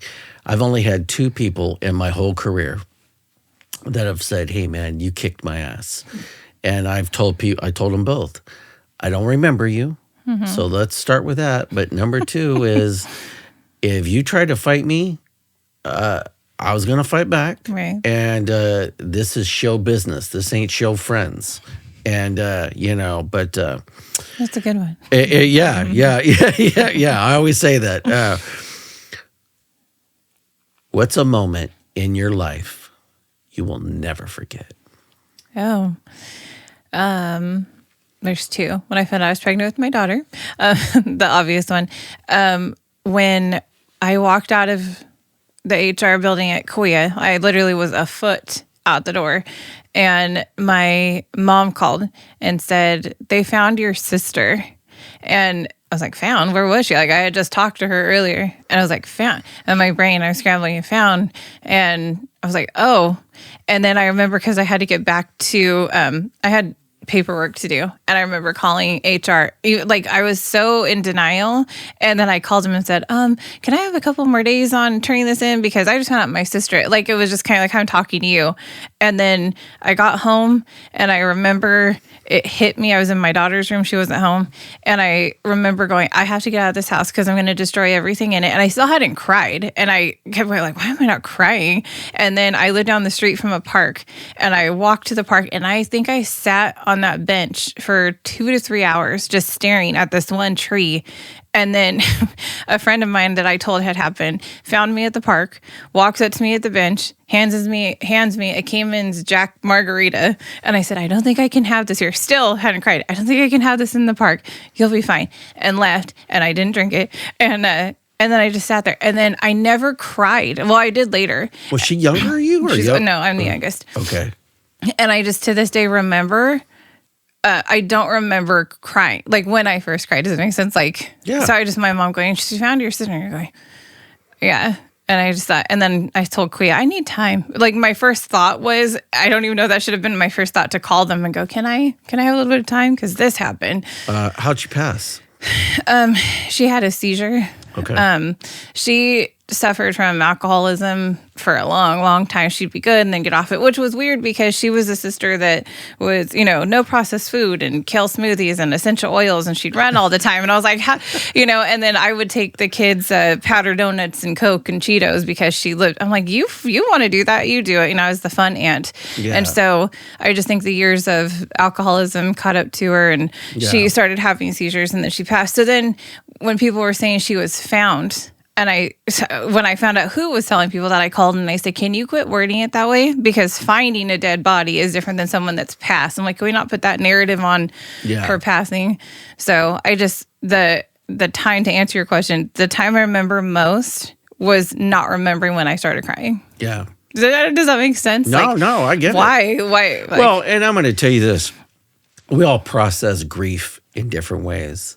And I can tell you something, similar story. I remember, hey, I'm sitting in BTs with my partner, and we're having breakfast.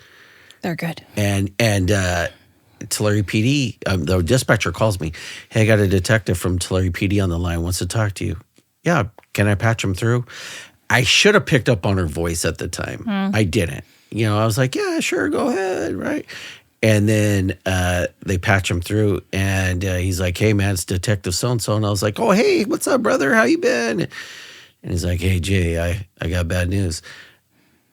From right then and there, right? He didn't even have to say the words. I already knew. It just something in me. And, and it's so funny. I go to BT's all the time. I drive through that parking lot. And as I drive by that building, I always look over there, and it takes me back to that day. I was there with another officer named Joel Arjona. Do you remember him? And I remember I'm sitting in my patrol car. I'm trying to kind of process this. And then the thought of my mom popped in my mind, and I started crying right there in uniform because I knew she was getting ready to hear the worst news that I could ever give her. And Joel did probably one of the nicest things ever. Didn't say a word. Just reached over and put his hand over on my shoulder. And the fact that he did that, I love the dude, but it was just, there was something about that moment where he knew I didn't need to hear anything. I was trying to process my grief. And for him to do that, I'll never forget it. I'm glad you had him in that moment. I did too. How do you stay calm when everybody else is losing it? Well, given that I had a heart attack last year, I kind of got to keep myself. Yeah, I didn't know that. I got to keep myself calm. So, yeah. Wow. They have to open you up, or no? Luckily, it wasn't like major, but yeah, I was at a convention in Bakersfield, and I started feeling really ill. And I was like, I felt drunk, but it was 10 in the morning. And I was like, people can get drunk at 10. But I was like, something doesn't feel right. And I had been to that arena so many times, and I was like, I need to go outside. And I was wobbling. They're going to think I'm drunk. And I stayed calm then too. But I was like, I couldn't remember where first aid was. And I was like, why don't I feel well? I took my blood pressure pill that morning, and I had, a blueberry muffin at the hotel, and then probably 4 hours later, I was in the hospital. And then, found out I had a heart attack and all this stuff. So now. Wow, girl. Yeah. So now I was like, you got to really stay calm. And you know what keeps me calm is having been around either people in my personal life or at work. Like I said, they're so angry. They're so mad all the time. And I'm like, I don't want to be that. And so to just go, I don't ever want to be that. So let me, for my own self, my heart, my health, my sanity, my just that overall being so angry, because there is lasting effects of being so angry or not being calm. Yeah. I'm never afraid I'm going to fly off the handle if I get angry or do something what? You know what's so funny? I processed everything with humor. We could be at the worst shit. And I'm telling jokes. I'm telling stories. I'm talking about Game of Thrones. I'm talking about something else. And it helped me process it. in a way that kept me sane. I think too many cops that I worked with, I think they internalized a lot of this, and I think a lot of them struggle with some serious mental health issues that I don't have. And I right? think too, yes, you don't. I think too, growing up, I never heard my parents argue. Yeah, that's cool. Never doesn't mean they didn't have it. They probably had it respectfully and quietly when the kids weren't home or handled it differently. But to be honest, there wasn't like screaming matches and yelling and dad stomping Yeah. out her. Yeah. So I think like when you asked me how my house was, like I was you happy. had a very calm house. Yeah. You know, or like, oh, your dad didn't get the right thing at the store. I think that's the extent of how Yeah. it went, but not having that growing up in that argument in that environment. So yeah, I think that's what helped keep me calm. Like there's other ways to handle things. I will tell you this, I was raised just by my mom, but my mom was a true hothead. I mean, my mom was prone to drop F-bombs on people and kind of hated everybody equally. And I've never heard my dad cuss. Yeah, you're right. Oh, see, that's awesome. As a firefighter in a police, I've never heard my dad cuss. Yeah, well, I'll try to curb my language. You know what I mean? You're fine. But it's interesting that years later, once I had my daughter, I was really big on I don't want drama in front of my kid. We all want to give our kids better than we had, right? And so I just know that my kids lived a 1,000 times better life than I did growing up. But I just look at those times and my mom, man. I just ran into a pastor, dude. My mom, who's related to us, my mom and him got into a conversation about when God comes back here to get his people, is heaven going to be here on earth or is it going to be up in the clouds, right? Well, my mom was like, we're going to be up there. The pastor was like, no, we're going to be here, right? Before you know it, my mom was like, fuck you, Larry. And so I had to take and this is at Thanksgiving, mind you. Oh my gosh. So I had to take my mom outside. I said, Mom, you are cussing somebody out about their religion. I said, remember this, Mom. I go, you're my mama, but you are not the authority on anything. Right. I said, do not attack people on their religion. I go, how do you know that the way that you're believing is the right way? I said, what is religion? What's the number one thing of a religion? Faith, right? You got to have faith that the way you believe is the way you were supposed to believe. I go, but Mom, do not use profanity towards a pastor that we are related to, right? And I just read it to him, and me and him, we still laugh about it. But, that's how my mom was, and, just could never control her emotions. Now, I realize now that I'm older, wiser, educated. My mom was dealing with mental health issues and anger management issues. I didn't see it as a little boy. I know what it is now. Right. But, what's the difference between being tough and being in control? They kind of can be one and the same. I think you have to factor a little toughness in for control. Yeah. There was times we used to call it, we would control our anger. We always had to have a little edge because, we're going up against gangsters, people that are drunk, high, crazy. And so there was a way that I spoke to people where people knew I want to be cool. However, don't make me take this flashlight and shove it up your skinny ass because I will. And, and so people would be like, I had a lot of people like, hey, man, Officer McWilliams, I respect you. And I'm like, then do what I'm asking you to do. If you put your hands behind your back, you left me cuff you up, you're not going to get hurt. But if you fight me, you're going to go to the hospital. And for a lot of years, man, that worked. But, we live in a different age now. And now everybody wants 50 explanations why they got to get put in jail. And everyone thinks the damn cell phone's going to help them. And so we live in a different world.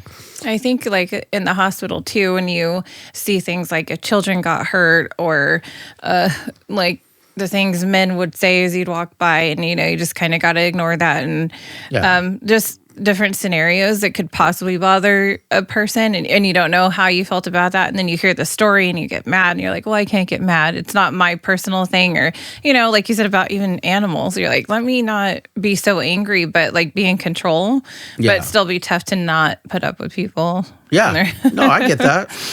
How did you sleep after a brutal shift? Not well, because I know I had to get up and do it all over again. Yeah. I'm sorry. No, I would just rethink of how I could handle a situation better. Especially when you have to write a report and you got to put it into words of what happened is business. But then you go home like, I could have done that. Especially if somebody got hurt. Like if an officer got hurt. One of the things that Miguel would ask, like if you were the officer and again, the code gray, the combative situation happened. And like that instance where I got jumped by those people and I had to go get checked out. And the nurse, Andy, wheeled me because I had hurt my leg and he takes me somewhere. And Miguel comes over and it was the first real interaction that I had with him about situations like that. And he comes over and I'm sitting on the gurney and he wheels the stool up and he sits and he goes, okay. He goes, tell me what happened. So I tell him the situation. Now tell me why you chose to handle it that way. Yeah. And I was like, well, no. And it wasn't, yes, we had training. Yes, there was ways to do it. But then because of the situation, I'm protecting myself because I got jumped by 3 rather large women.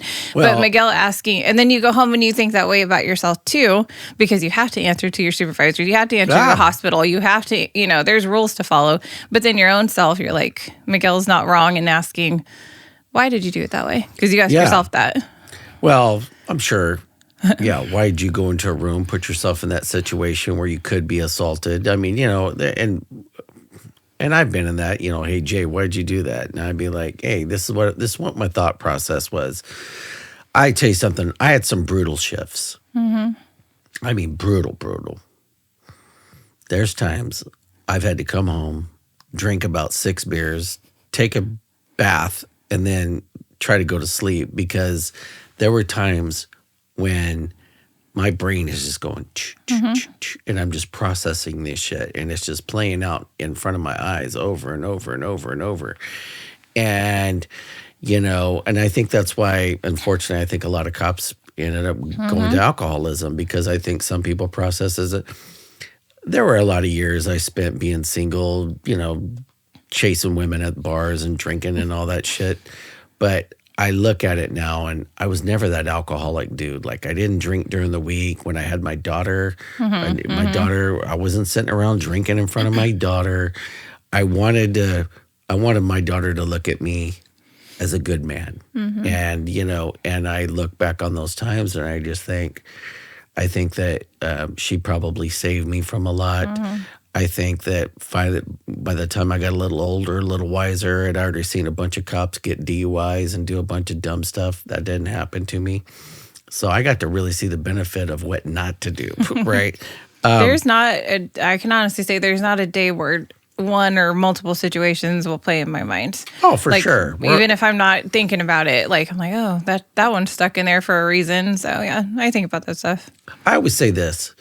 There's about a half a dozen calls in me. Okay. I think I went to 100,000 calls for service. Okay. There's about a half a dozen of them. When I wake up in the morning, one will pop in my mind. Right before I go to bed, one will pop in my mind.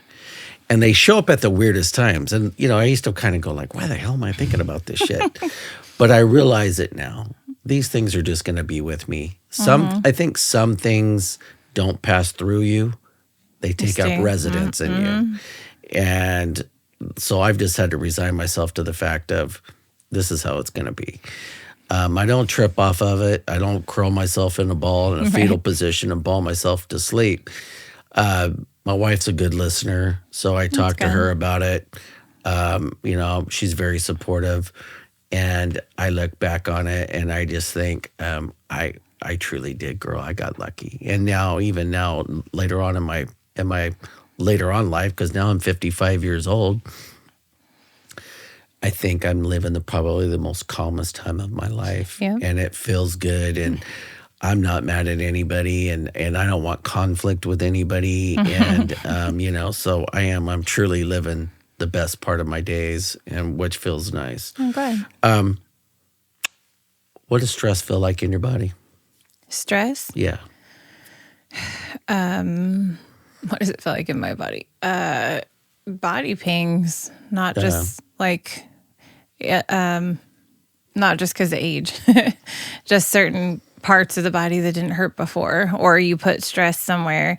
Or like I had mentioned to you before, like I had gotten Bell's palsy on Valentine's Day, and I woke up one night, I thought I had a stroke, and I went to Kauai, and I remember it was Valentine's Day because there was hearts everywhere, and they, did you get bit by a tick? Do you have Lyme disease? All the questions. Yeah. No, it's Bell's palsy. Oh, well, stop stressing out so much. It's just stress. That's stress. And I'm like, I am not that stressed out.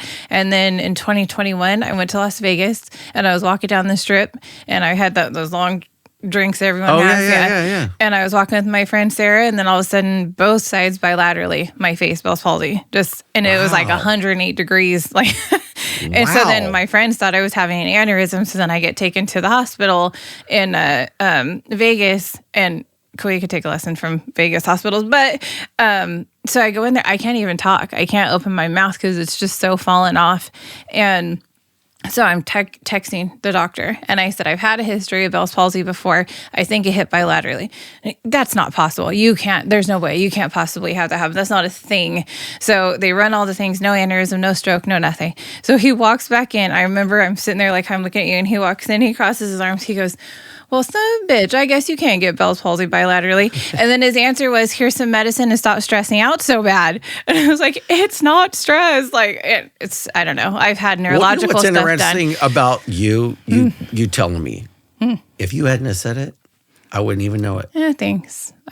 People are like, you're very vain. Like, why are you worried about it? And I'm like, it's not vanity, but I think it's the like unknown, because I've had 2 spinal taps done. I get acupuncture done. I've had neurologists try to figure out, like, because people will get it and your face goes back to what it was. I think, Stephanie Fox, the nurse. Oh, yeah. So she goes and she helps me with that stuff. And she's like, you're beautiful. I don't see it. And it's like, and everyone's like, stop stressing out. And it's just like, I promise you that I would not let stress do that. And like I said, it's not a vanity thing. It's scary because it is neurological. It is. Yeah. So like when you go, what does stress look like in your body? There's times where I can feel if I'm stressed, it'll pull the muscles. And it's just a way of life that I have to deal with right now. So if I start to feel my face start to frown, I'm like, no, we're not stressed. Yeah. So yeah, it's not a vanity thing. It's just scary. Your brain's going, what's happening? Well, I don't know a lot, but anybody that says, hey, you know what? Anytime you say anything, palsy of anything, that's going to make anybody go, whoa, wait a minute. That's pretty serious. I will tell you something. For me, I remember we would be on these, the craziest calls. And, and I'm trying to process all this information as fast as possible. And there would be times like it would almost feel like my head was going to explode because I'm trying to process all this stuff. And every cop truly thinks this. The longer we're there, the longer this report is going to be. The more I do, the more I'm going to have to document this shit. Report. And I'm going to tell you something. It is not fun. It's fun fighting and running and pulling guns and driving fast and all this shit. It's so much fun. But do the paperwork afterwards. Oh, on a scale from 1 to 10, I got to give it a 2 because I've never seen a 1. It was horrible. And but yeah, I would be on these calls and I'd be like, oh my God, now we got to do this. Now I got to document this. Now I got to document that. Have you ever cried after work? All the time. All the time. Yeah. Yeah, there was times where I would be. Well, it was funny because if you were to ever talk to Miguel, I cried a lot. There was a lot of stress. My ex worked there too, and so there was a lot of drama that was not part of Kauai's mission statement that I had to deal with. And so there were times where I was so stressed out. There was a lot of retaliation. I'm not like retaliation, working with your ex. I dealt with, it's insane. That's part of the reason that I got jumped is I didn't get help because people were upset with me about things that had nothing to do with me. I was guilty by association. And so my eyes, I have really dry eyes, and the air conditioning, my eyes would water. So I'd be walking down the hallway and Miguel's like, oh my God, she's crying again. And I'm not crying today. But there was a lot of that. But like the thing with the baby, yes. When pathology came, seeing someone I knew had passed unexpectedly, that was sad. I would tell you something. You know what?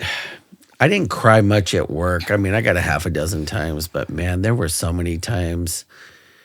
Like I would try to tell the story later on, and I would get choked up, and I would get choked up at the weirdest times, and and it's kind of funny because, if any of us ever have to go see the psychologist, we always have to do it after we shoot somebody. Mm-hmm. So that's the only time I ever got to go. But I realize now, man, there was probably a lot of other times we should have gone. And I brought this up on multiple episodes.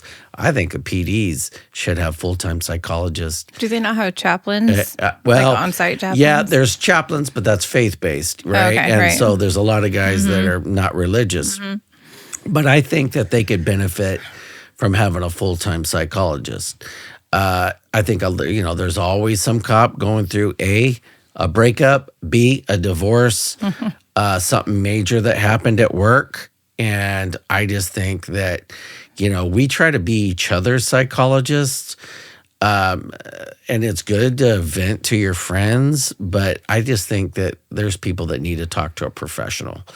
I think it would help. Mm-hmm. I really do. And, in fact, girl, I've been to more things that were more traumatic than my shooting that I could have benefited from going to. I shot a bank robber. So guess what? He had it coming, fuck him.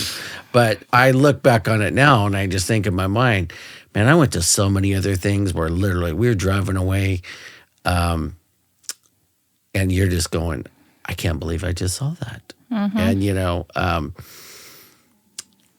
how did you protect your own mental health? I took up running and spin class, exercise. Just okay.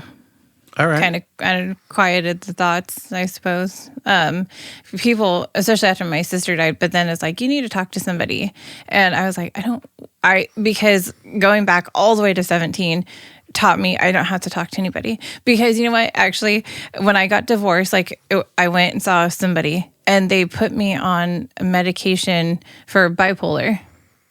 And I remember that medicine made my brain so quiet. And at the time, my parents lived in Woodlake. And my mom was like, why are you so quiet? She was freaked out how quiet I was. And I just took the medicine because the doctor went, you're bipolar. Here's the medicine. And he's the doctor. So I took it.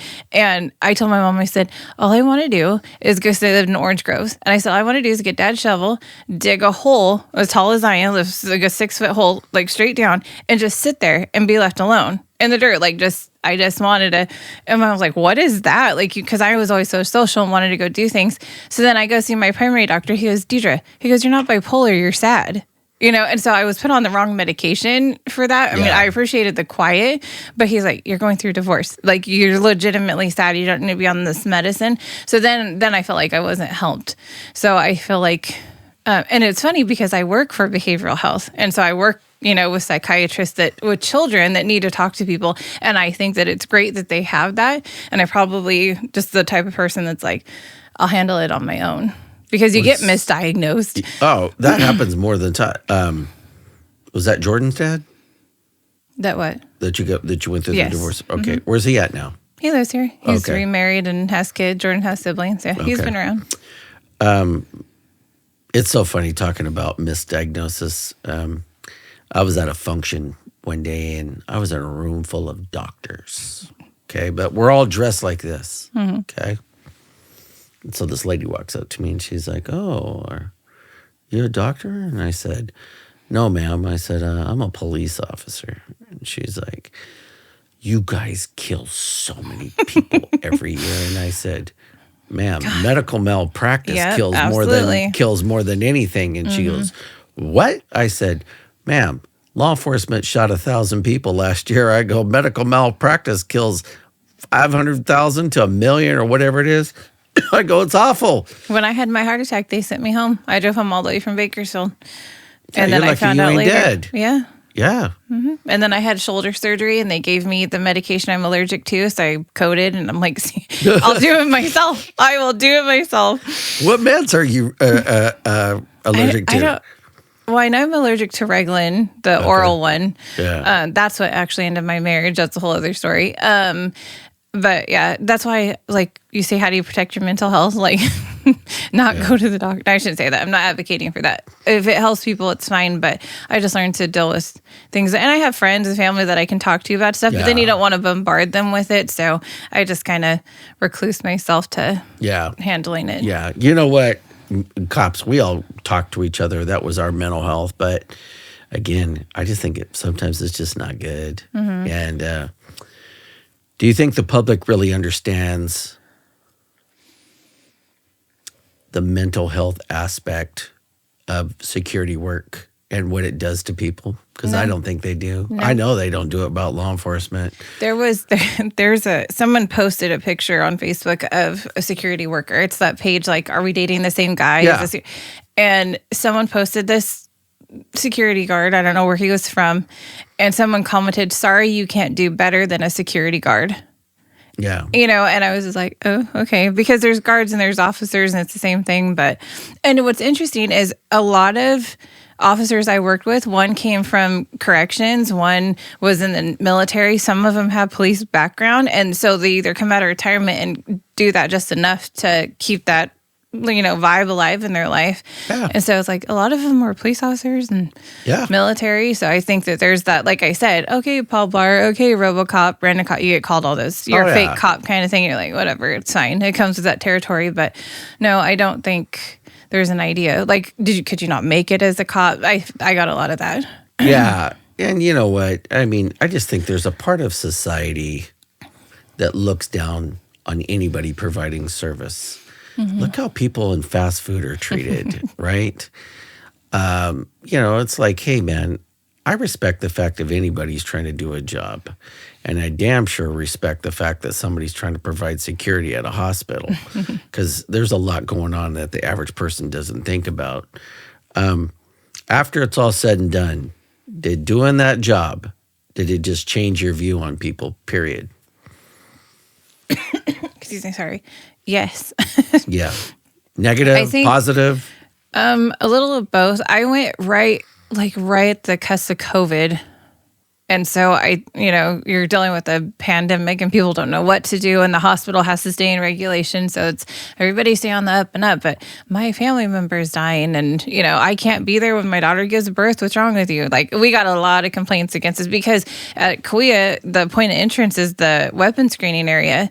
And so I got to go through weapon screening. My person's dying and you have to stand firm and be like, you can't walk in here with the knife because you are emotional kind of thing. Yeah. And so sometimes people would come back and apologize, sorry I was like that, and you understand it, but yeah, I don't think I will tell you something for cops, and I've said this many times. Visalia is a pretty good city. Okay, I grew up in Tulare. I think Visalia does it better than Tulare. I think we're nicely cited than Tulare. Okay, here's the problem: when the sun goes down in this town, things change. Mm-hmm. And the later you're out, you got all those people from the north side. They start to try to get down here by, Main Street. There's a lot goes on. And so I tell people, there is a part of society that is looking for trouble that I didn't see before, that I see now, and I understand it, and I'm an expert at it. But it changed me in a way for a lot of years, not for the better, because for a long time, I saw only the worst in people. You know what I mean? It's not a good way to think. However, is it a clever way to think? Yes.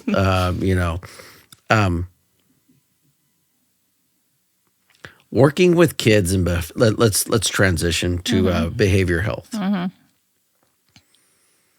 What does that take out of you?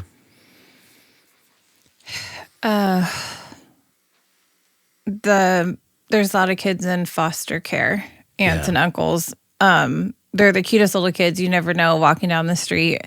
It takes the mom and me, obviously. I think if I wasn't a mom, it's crazy to even from when our girls were little, you didn't hear a lot of mental health things in children. Not that they weren't there, but and we're dealing with kids that are on medication. Oh, yeah. And so, I mean, the youngest I think is like 4, and it's just like, what? You should be watching Bluey and playing. And then a lot of times when the children are in there talking to the psychiatrist, the parents are out there, like I walked by the other day, hi, how are you doing? And her hands, and I was like, oh, she needs to talk. And so it's not even just the kids, the parents, and people keep using the word trauma dumping. I don't see it like that, like that they want to talk to me and they're telling me their childhood traumas. And then you see the kids dealing with that and their appointments are either 30 minutes to an hour. And there's so much that just took place in all of that. And I'm just like, can I give you, sometimes all kids need, even the parent, can I give you a hug? And they literally just want a hug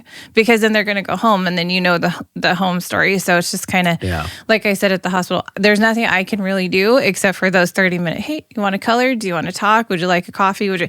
Just that engagement? And I can't take that stuff home with me because it's kids. And I know even a police officer, you've seen a lot of. Oh, yeah. Because then you hear the backstories and you're like, let me not go say something to somebody, like. Well, I would tell you this, I got to spend 8 years on campuses collectively in my career. Okay. So I'm an expert at juvenile, crimes, juvenile issues. And man, sometimes we would walk in these houses, girl, and the minute that you walk in, they will stop you stone cold. I remember I was walking in this house one time, and every step I'm taking, I'm crushing roaches. Oh, my God. You open up the fridge, no food, cold weather, no heat, no electricity. And there are times that I've had to call CPS to get these kids out of these situations. The kid is freaked. The parents are freaked. But girl, just so I could sleep at night, I had to do what I had to do. And, I remember the neighbors like, man, that's messed up, officer. But I'm like, dude, I cannot have a kid freezing their ass off inside of an apartment all night with no food, no gas, no electricity. And, and here's the sad part, the system has failed. And guess what? The kids are going to get back.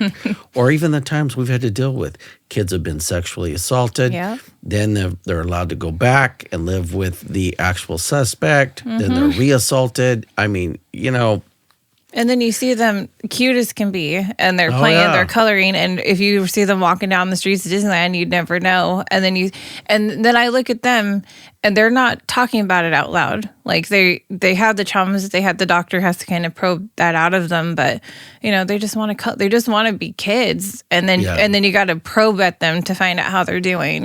So it's just that breaks my heart for them. Well, what's interesting is you kind of answered my next question. No, sorry. But it's good though. What have children taught you about trauma? And I think for me, it's taught me that people are truly resilient. And, I think, especially with adults, I think most people get what they deserve. Now, a handful of people with a little bit of help can go on and be productive citizens.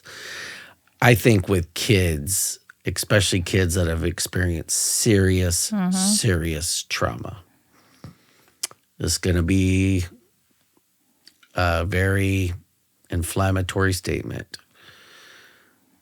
I think that there's kids that will never get past that trauma. Yep, absolutely. And I've had some highly educated people go, Jay, that's a generalized statement, or you shouldn't say that, or that's, you're not being sympathetic. And I'm like, look at my brother. What happened at 4 years old, and you carry that with you your whole entire life, and you're going to be 50. Correct. Correct.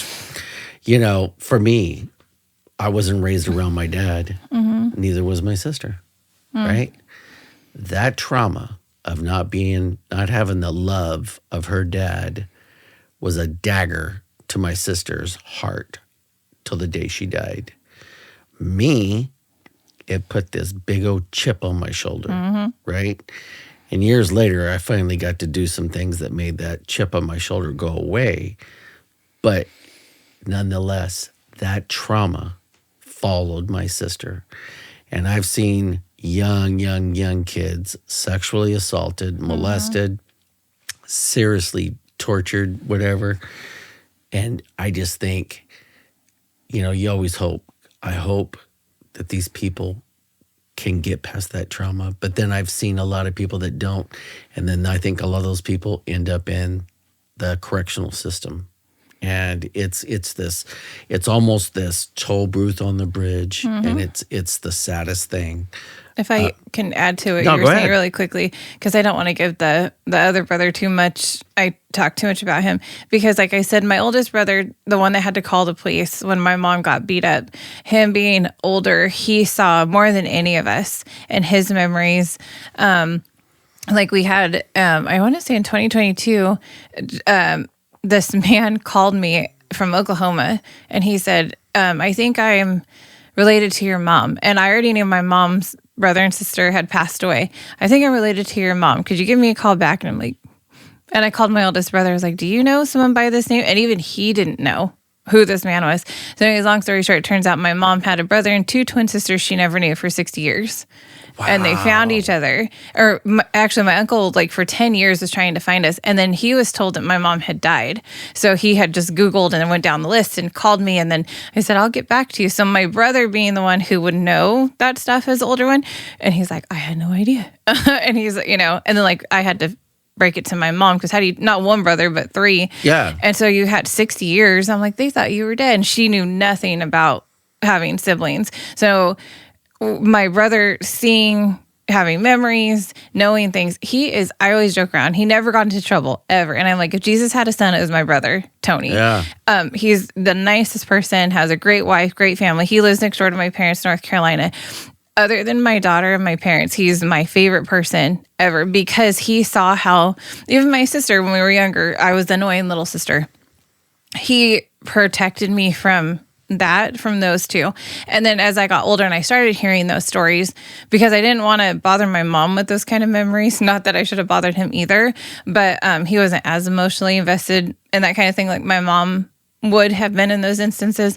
But I've never to this day heard my brother complain about the childhood, that situation. He'll tell factually what it was. So I'm not saying it didn't affect him in any way, but like you said, your sister chose to deal with stuff this way and you dealt with it that way. And so the two middle ones having their alcoholism and anger issues, and then watching my brother. And I think when you say what keeps you calm, is it because those are choices that are made? Yeah. Like Tony can choose to, he could have went off the rails too. And how old is he? 52, 54. I'm giving him credit. So I just like, mental health, I never saw any sign of that in my brother. And he had more traumas to speak of than I think any of the rest of us three children. So I was just like, he's a guiding star. Your parents live in North Carolina now? Mm-hmm. Where They at? moved. Marion, about 40 minutes from Asheville. Okay. So when my dad retired, they moved out there. Okay. How do you help kids even when you can't fix their home?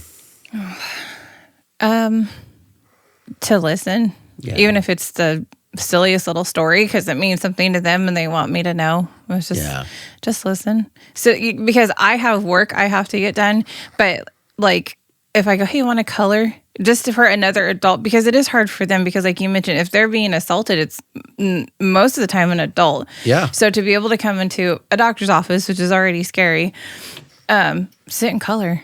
Yeah. Tell me how your day was. What's your favorite Disney movie? I'll put it on for you. I'll watch 10 minutes of a movie with you. And it might take away from my work getting done, but it's ultimately just, even as adults, you want someone to listen to you. So, you got to go talk to the big scary doctor about what the bad man did. And then, Deidra sitting here, she'll color for a few minutes. My, a lot of the CPS people, they used to ask for me specifically to go with them to these houses. And it was good. I was, that's a good thing.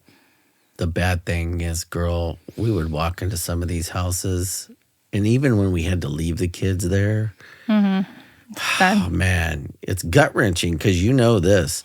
Sometimes, and I hate to use this term, but there's some truth to it. Sometimes, a lot of these kids, they don't even have a chance, girl.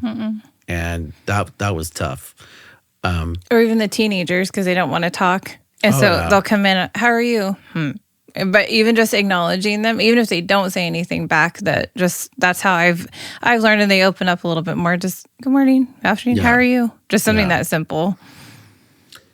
Do you ever see yourself in the kids you work with? Yes, very much so. Yeah. I tell you something, I know we went to a call one time and this kid looked just like me when I was his age, and I had fire engine red hair and, skinny little kid. And I look at these kids and, I often think, especially when we had to go in these bad neighborhoods, and I would just be like, I would talk to these moms and you could just see they're at their wits' end. They, living off of scraps. And I used to tell a lot of these moms, I'd be like, look at me. I was him. Do what you got to do to make him become me.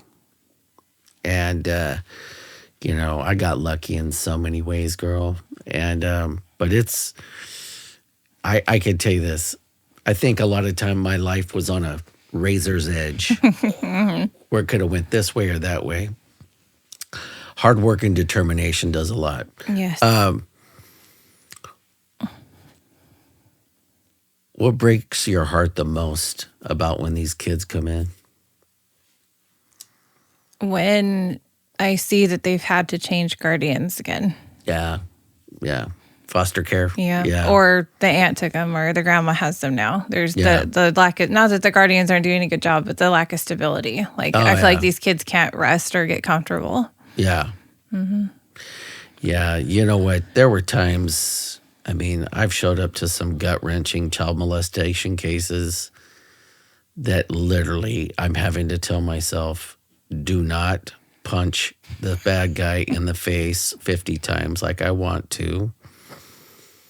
And we would put these guys in the handcuffs and I would take them out to the car. And there was just times I would have to just tell them, you are the worst human being on the planet. For you to do that to that kid, I hope karma follows you until the day you die. Yes. And they would be like, I didn't do it. And I'm like, you did something. And, I've had to work some just gut-wrenching rapes and child molestation cases that you just think, there's certain things that humans should never be forced to do. And, just some of the stuff that we had to deal with. And, I'm so glad I don't have to be around those calls anymore because they do. Every time I used to tell this when I was training a new cop, whether you realize it or not, I think they take a little part of your soul. They really do. They do. How do you keep hope alive in others? And even for yourself?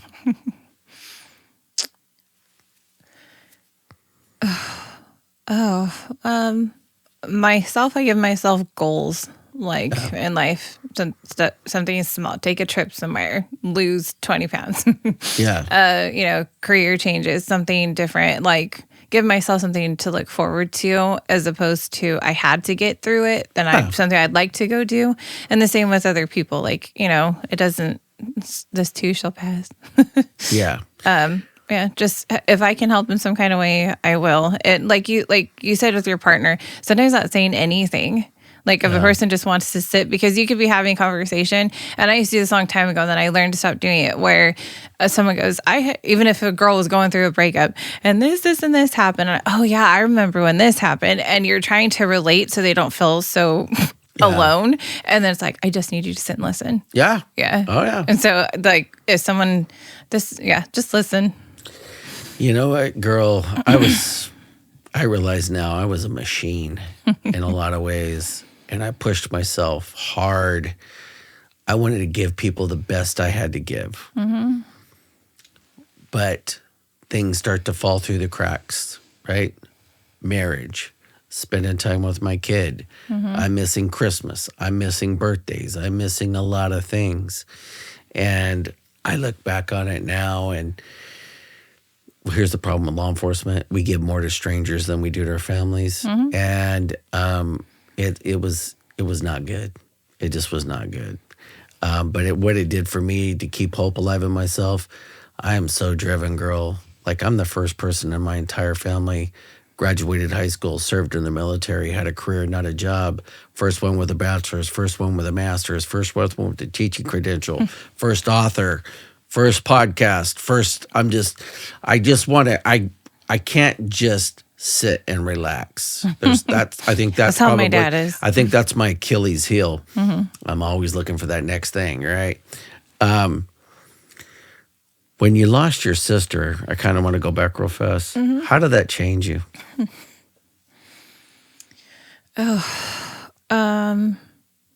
I noticed, because I was like you, it was like, go, go, go. And I started craving silence. Not that same sad, creepy silence from when she died. Just quiet. Like, let me go to the beach. Let me go for a walk. I used to have to always have the TV on for background music in the car. Like, I could not stand being in quiet because you're alone with your thoughts. But now I really like quiet. Not because I want to sit and think about that kind of stuff.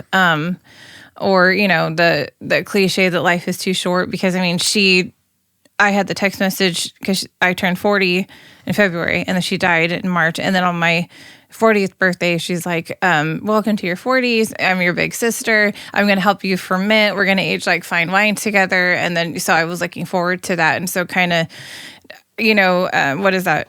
When people get in car accidents, that survivor's remorse kind of thing. Oh, yeah. And so it's like, we were going to do this together, and now we're not. And so learning to, you know, my daughter moved out, my parents, and I'm not blaming anyone. My sister died, my parents moved, my daughter moved, my relationship ended. And then I went, thank God I don't have abandonment issues. But her dying just kind of, I learned to handle all that by myself. And find out that I'm okay doing this stuff by myself, you know, because her kids have it harder than I do, because their dad was the one that died of cancer, and then their mom passed away. So I just have to remind myself, like, I still have my parents. I still have, it could always be a lot worse, is what I tell myself. Oh, for sure. Yeah. So I'm just I'm grateful for what I have lived through, you know, the heart attack, and just get through. So I learned to slow down. You know what? It's funny, when I lost my sister, I really realized it. I became a lot more empathetic. And because I would deal with a lot of people with mental health issues throughout my career, and I was pretty, you know, stoic about it. All right, let's take 5150, let's move on, right? And I just realized that, you know, mental health is real. Sometimes love cannot save people. And all we can do is try to be the best and move on from situations. And, you know, so if that's probably the best thing I think it did for me. But, man, I had to deal with my mom afterwards, and it was tough, man.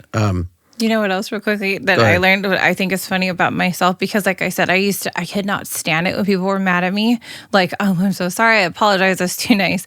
And now, and if it's a legitimate thing, I don't care to make people like me as much. Like, if you're mad at me, you're allowed to be mad at me. If you don't want to know me anymore, don't know me anymore. Because there's literally nothing other than family or something happening to my daughter. I don't want to put that in existence. But my sister dying, there's nothing anyone's going to do to me that's going to hurt me than that. So the background noise and the bickering and the nonsense and the drama, I'm not here for it. I get it. I was like, I don't care, because before I was like, oh no, you don't like me. Oh, you don't like me? I don't care. My sister's dead. I don't care. Not that I harp on that, but I take from what I learned from that, where it's like, who has time for that? Because I literally texted her the night before and asked her if she went somewhere, and then she was dead the next day. This is why you didn't get back to me, because you were dead. So whatever else anyone has to say to me, like, I've lived through knowing someone was dead when I texted them, and she'll never read it. Well, seems to me that's what grief taught you, right? I mean, honestly. Got a little tough and in control, like you mentioned. Do you think it made you harder or softer? I was already really soft. I think it toughened me up. Yeah. I think it did the opposite for me. I think I became a little softer.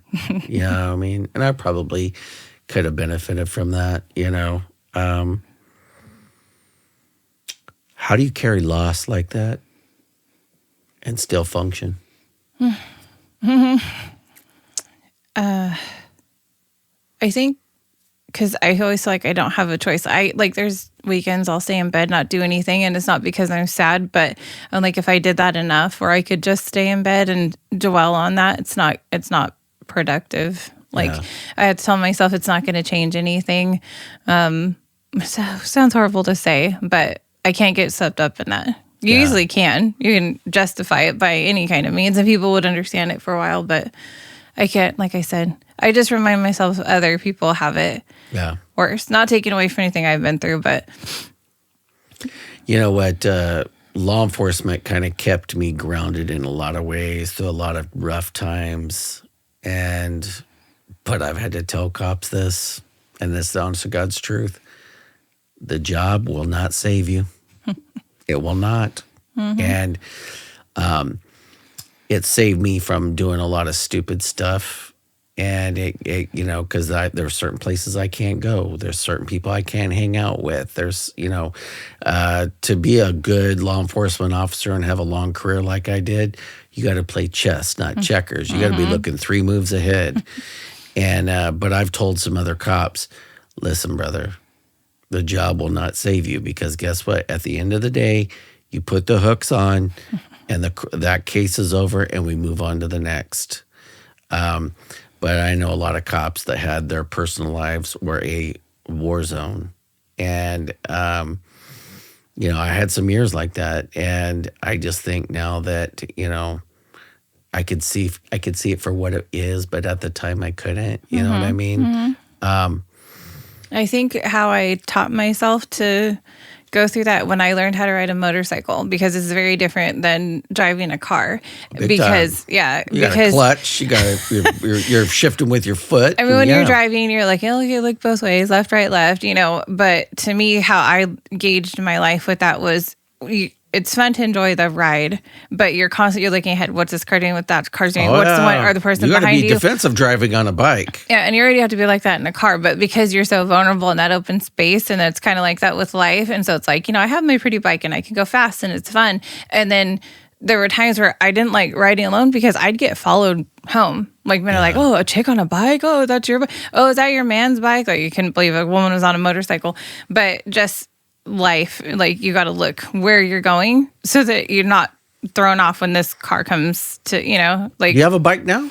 No. Okay. And you know what? I got shamed for getting a bike. I cannot even tell you. Probably about 15 people when I got my motorcycle.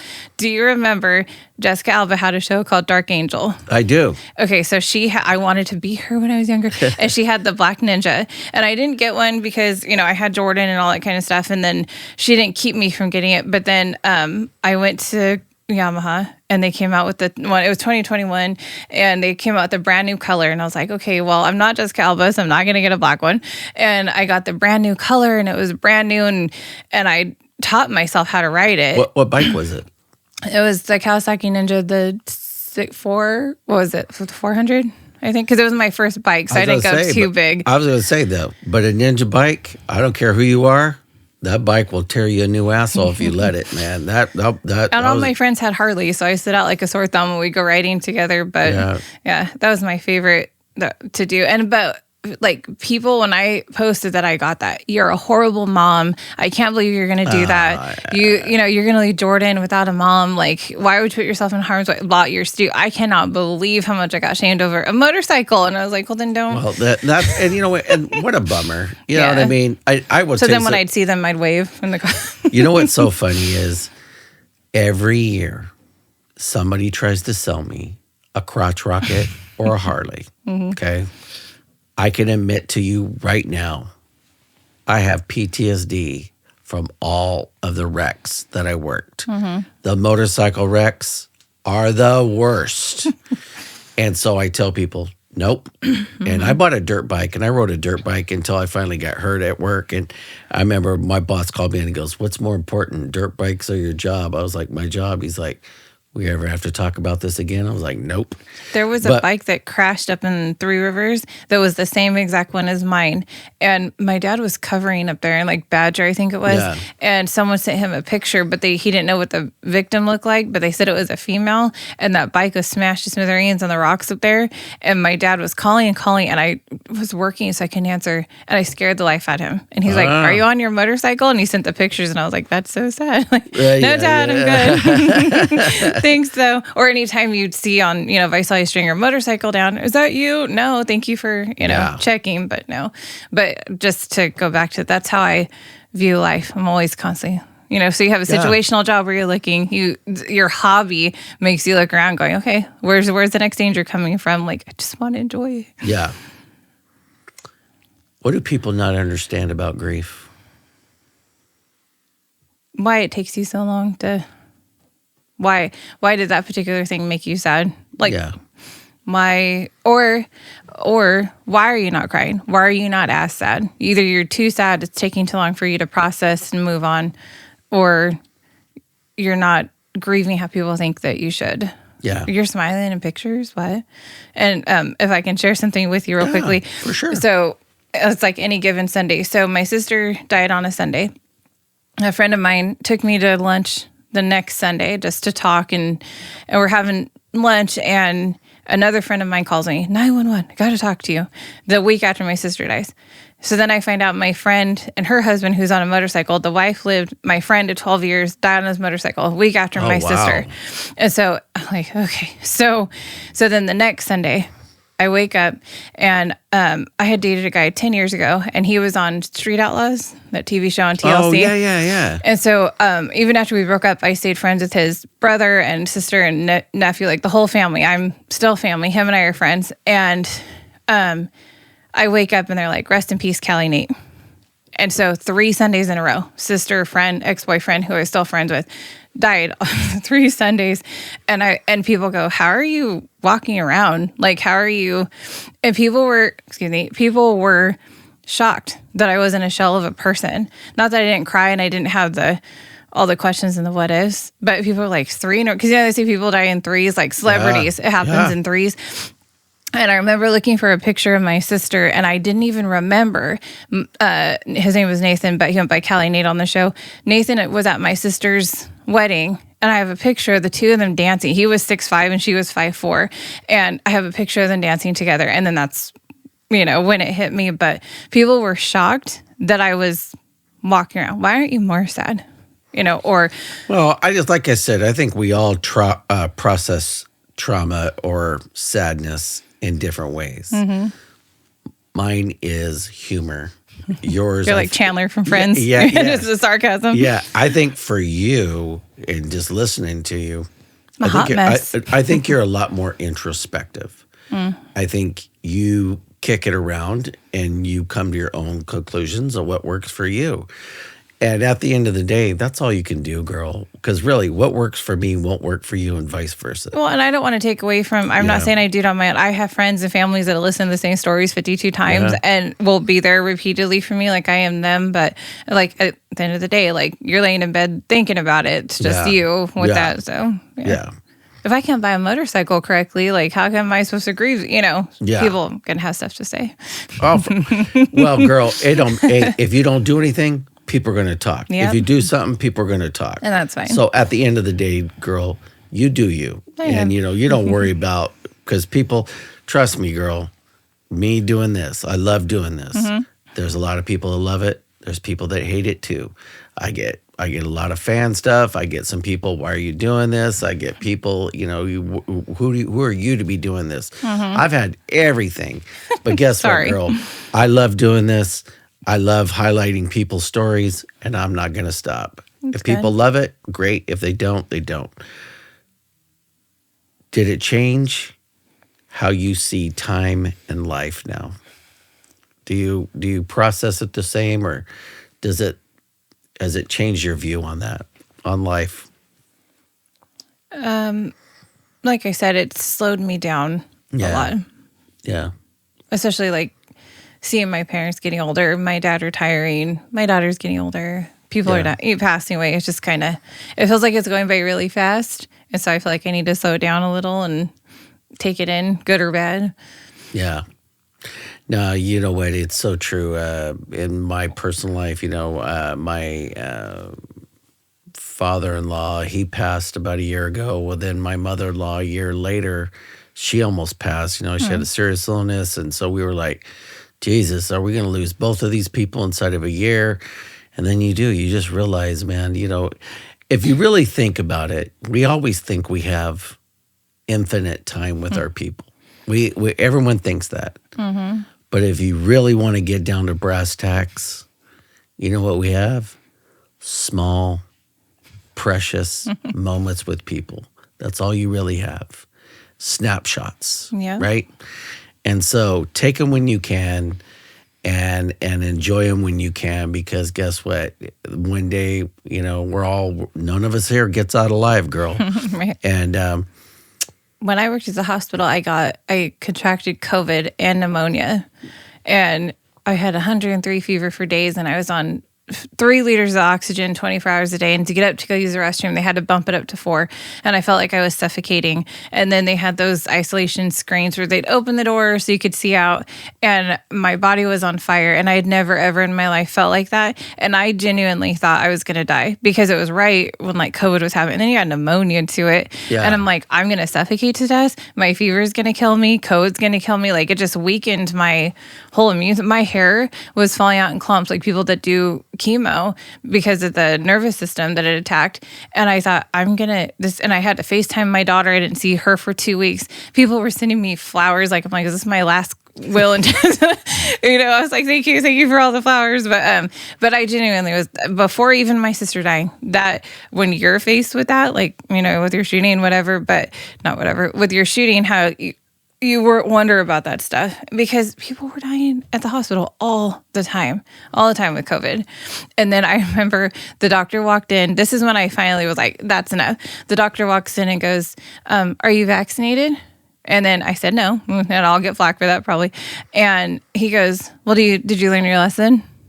And I went, can I get another doctor? I can't believe you just said that to me. Like, I was at death's door, and, well, did you learn your lesson? I was like, wow, you can go.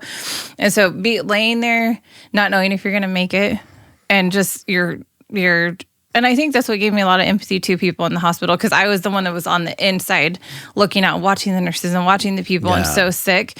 And so I think that helped a lot with the hospital. I will tell you something. I caught COVID.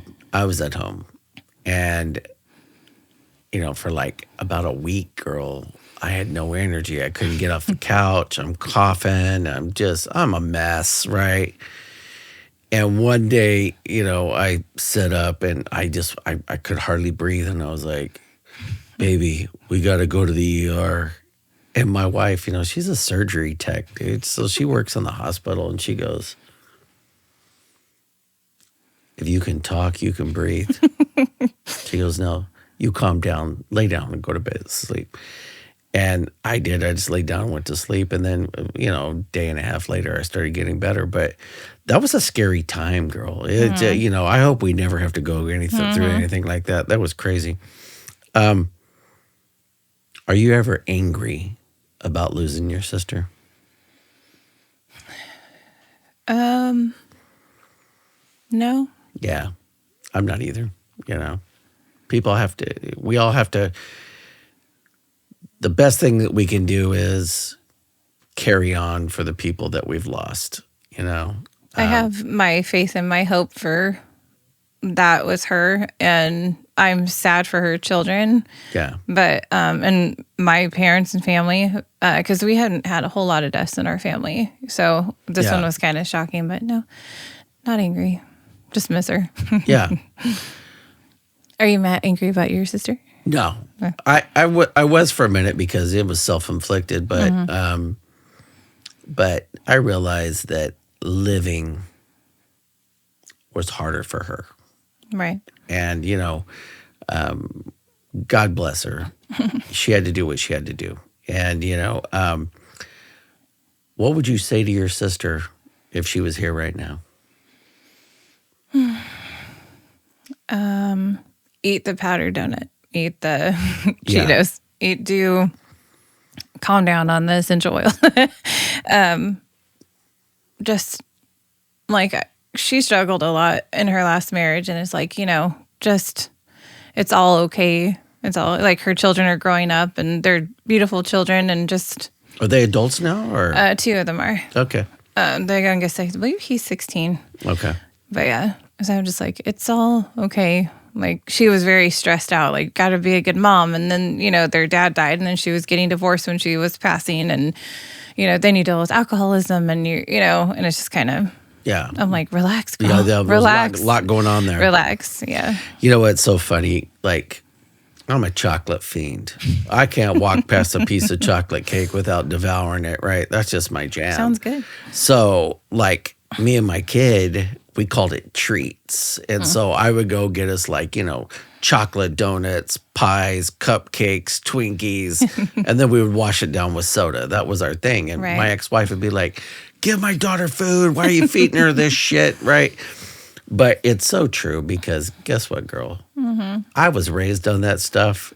Hey, this morning I got up, I had a couple of chocolate donuts and washed it down with a rock star. It was phenomenal. And but you're right. You have to enjoy the things, because you know what? If you really think about it, girl, all of our time is fleeting. Like your last meal was a kale salad. Yeah. I mean, that's just what you like. You told me that you're an empty nester. What does that feel like? I'm proud of her for taking a stand and doing what she wanted to do. I had already had to share her for 15 years. Yeah. Off and on. So it's like I kind of got used to her being gone. But that was for legal reasons. And then, custody. And then she went, Mom, I got to go. And I was like, okay. And the fact that, her dad and I raised her enough to give her that confidence to go. It's quiet in the house. I think I saved quite a bit of money. Like, can we go to McDonald's after school? Can I have money for Takis? Can we get, and I would gladly take those days again anyway. Is she going to school, working? What is she doing? She lives in Lemoore with her boyfriend, but she goes to school, and he's in the Navy. So she's following grandpa and great grandpa's stuff. So, and she got a lot of flack for that too. And I'm like, you know what, honey? It's okay. Well, you know what? I mean, our kids are 20 now. And you know what? All we can do is, like I tell my kid all the time, listen, kid, I'm past telling you what to do, right? This is your life. I'll be there if you come back and have questions. Yeah, but I always tell her this. I'm going to give you the best advice possible. Now, if you want to take it on board and take it serious, great. You want to throw it out and you don't want to listen, that's fine. But you're 20. You're not that 9-year-old little girl anymore. You're an adult. And what I expect from you is I want you to work, go to school, do something with your life. Don't sit around and laze around, because tomorrow's not promised to anybody. I felt guilty like at first when someone goes, want to go do something? And I'm like, yeah. Jordan didn't keep me from doing things. It was the mom, like, no, I'm going to wait, or we'll schedule when I don't have Jordan, kind of thing. And like, for example, I don't know if you saw, I posted last Saturday, a friend of mine hit me up and said, hey, we're in Big Bear for the weekend. Want to come down? And I was in the car 10 minutes later, and I drove to Big Bear. And I was like, and Jordan's like, Mom's, and Jordan goes, yeah, I saw your pictures. You're just out there doing your thing. So I'm happy for her, and she's happy for me. And it's just kind of, God bless you, girl. Yeah, I don't have to sit in the school pick up, drop off lines anymore. I hated that. I enjoyed the time with her, but I was like, Has this whole transition with her being gone, has it been freeing or has it been terrifying? Both. Yeah.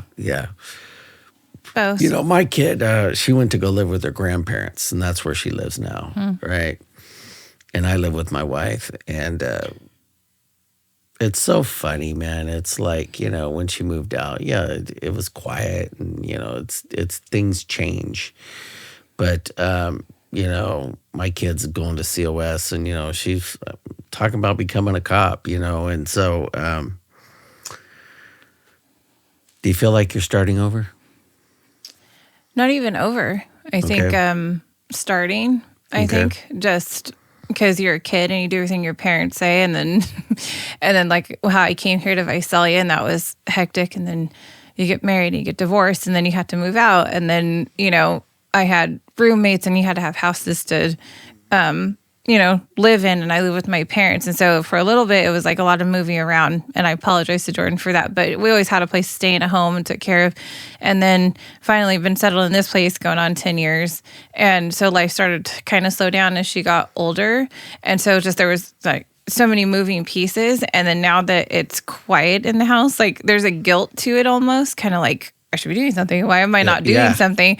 And then I sat Saturday and had coffee and watched The Young and the Restless. Like I grew up watching stories with my grandmother. Me and my grandma used to watch Young and the Restless. I should know Victor all Newman's those. still there. That guy is still He's going. Still there. But you know what? my Because and someone texted me. I remember Jabot. That was the Jack. Don't even start talking to me.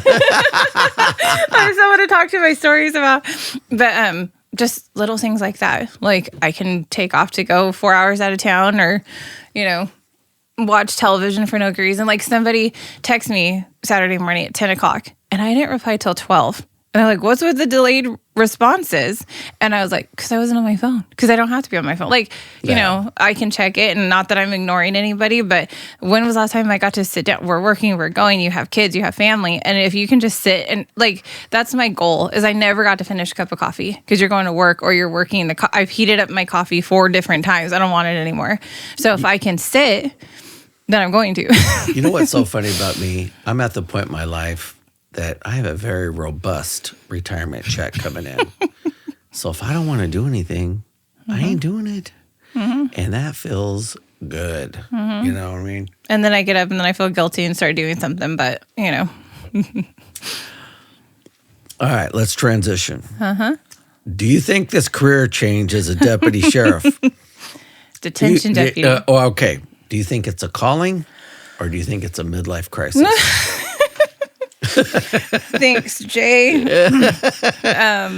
No, I don't want to do it. Maybe a little of both, I think, because I liked the work that he did. Obviously, security is different, but just that servicing you were talking about. No, it's not a midlife crisis. I think I had that a while ago. Yeah. With the motorcycle. Well, and I will tell you this, and like I told you, I will never stomp in anybody's dreams. I want to build you up, and I want you to, hey, I'm proud of you for even considering this. But I wouldn't be a friend of yours if I wasn't honest. You're getting ready to step into a meat grinder, and so that's why I wrote that question. I was like, okay, I've gotten shame for it. I had someone say they weren't going to be my friend because I was going to, That's stupid. You know what my mom said? People like that, you can't say, You know what my mom said? What's that? She said, Deidra, I don't understand why you want to go work in the jails because, some of the guys you've dated were jerks before. So I don't know why you want to go put yourself in a confined space with people who are jerks that are in jail. And I was like, Mom, and she goes, money's not everything. And yes, it is a good paying job. And it's like, that's great that comes with that. But now I can do it. I didn't do it when I had Jordan. And I hate saying it like that because she didn't hold me back when it was my choice to go. I want to spend that time with her. And then if I'm not good at it or I don't like it, then, go do something else. I don't want to have to change things, but I'm still trying to figure out why I want to do that. I know it's on the surface why I want to, but well, you know what? I mean, and I've heard this term before, and we've used it on my show, but, if you have a servant's heart and you want to go serve, God bless you, girl. And, don't let anybody stomp on your dream or stick a finger in your face and tell you you're not good enough to do it. You want to do it? Go for it, So I can say I tried it. Damn right. Damn right. And, I might be good at it. I might like it. Yeah, you don't know. What scares you more? Staying the same or changing? Staying the same. Yeah, me too. Yeah, I'm constantly, girl, since I've retired, the stuff that I've accomplished since I've retired shocks me. But I can't just keep I can't just wake up and lay on the couch all day. That's not in me, girl. I am constantly doing something, and I hope that's what will carry me into old age. Problem with law enforcement is the national average is about 3 to 5 years we die after retirement. I want to collect that money until a ripe old age of 89 years old. You know what I mean? Yeah. When did you realize you wanted something different than what you were doing now?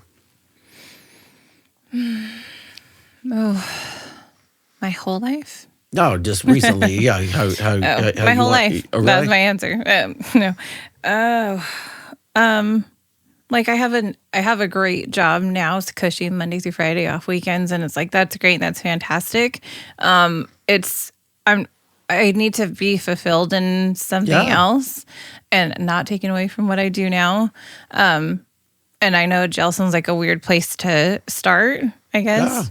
But well, first of all, the fact that I can pass those tests to even be considered. I'm like, hey, and I took one of those tests with 103-degree fever, and I was like, oh, I can do it.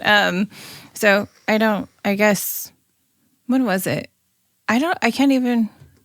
It was probably even. Are you still in the process, or did they give you a start date, or where are you at in the process? I'm almost there. Okay. I'm afraid to talk about that stuff. Okay. Like, yeah. Well, God bless you. Thanks. I might be calling you for pointers and whatever I can do to help. How hard is it to reinvent yourself as an adult? Well, because you had different ideals when you were younger. For sure. And so then you face the realities that that's not what that was. Yeah. So then having to reinvent yourself and not feel like you failed at what you tried before. I saw a saying yesterday that said you look back at that stuff with love and not shame because you learned something about yourself from it. So just trying to transition to something else and not feel like a failure. Yeah. What voices in your head tried to talk you out of it?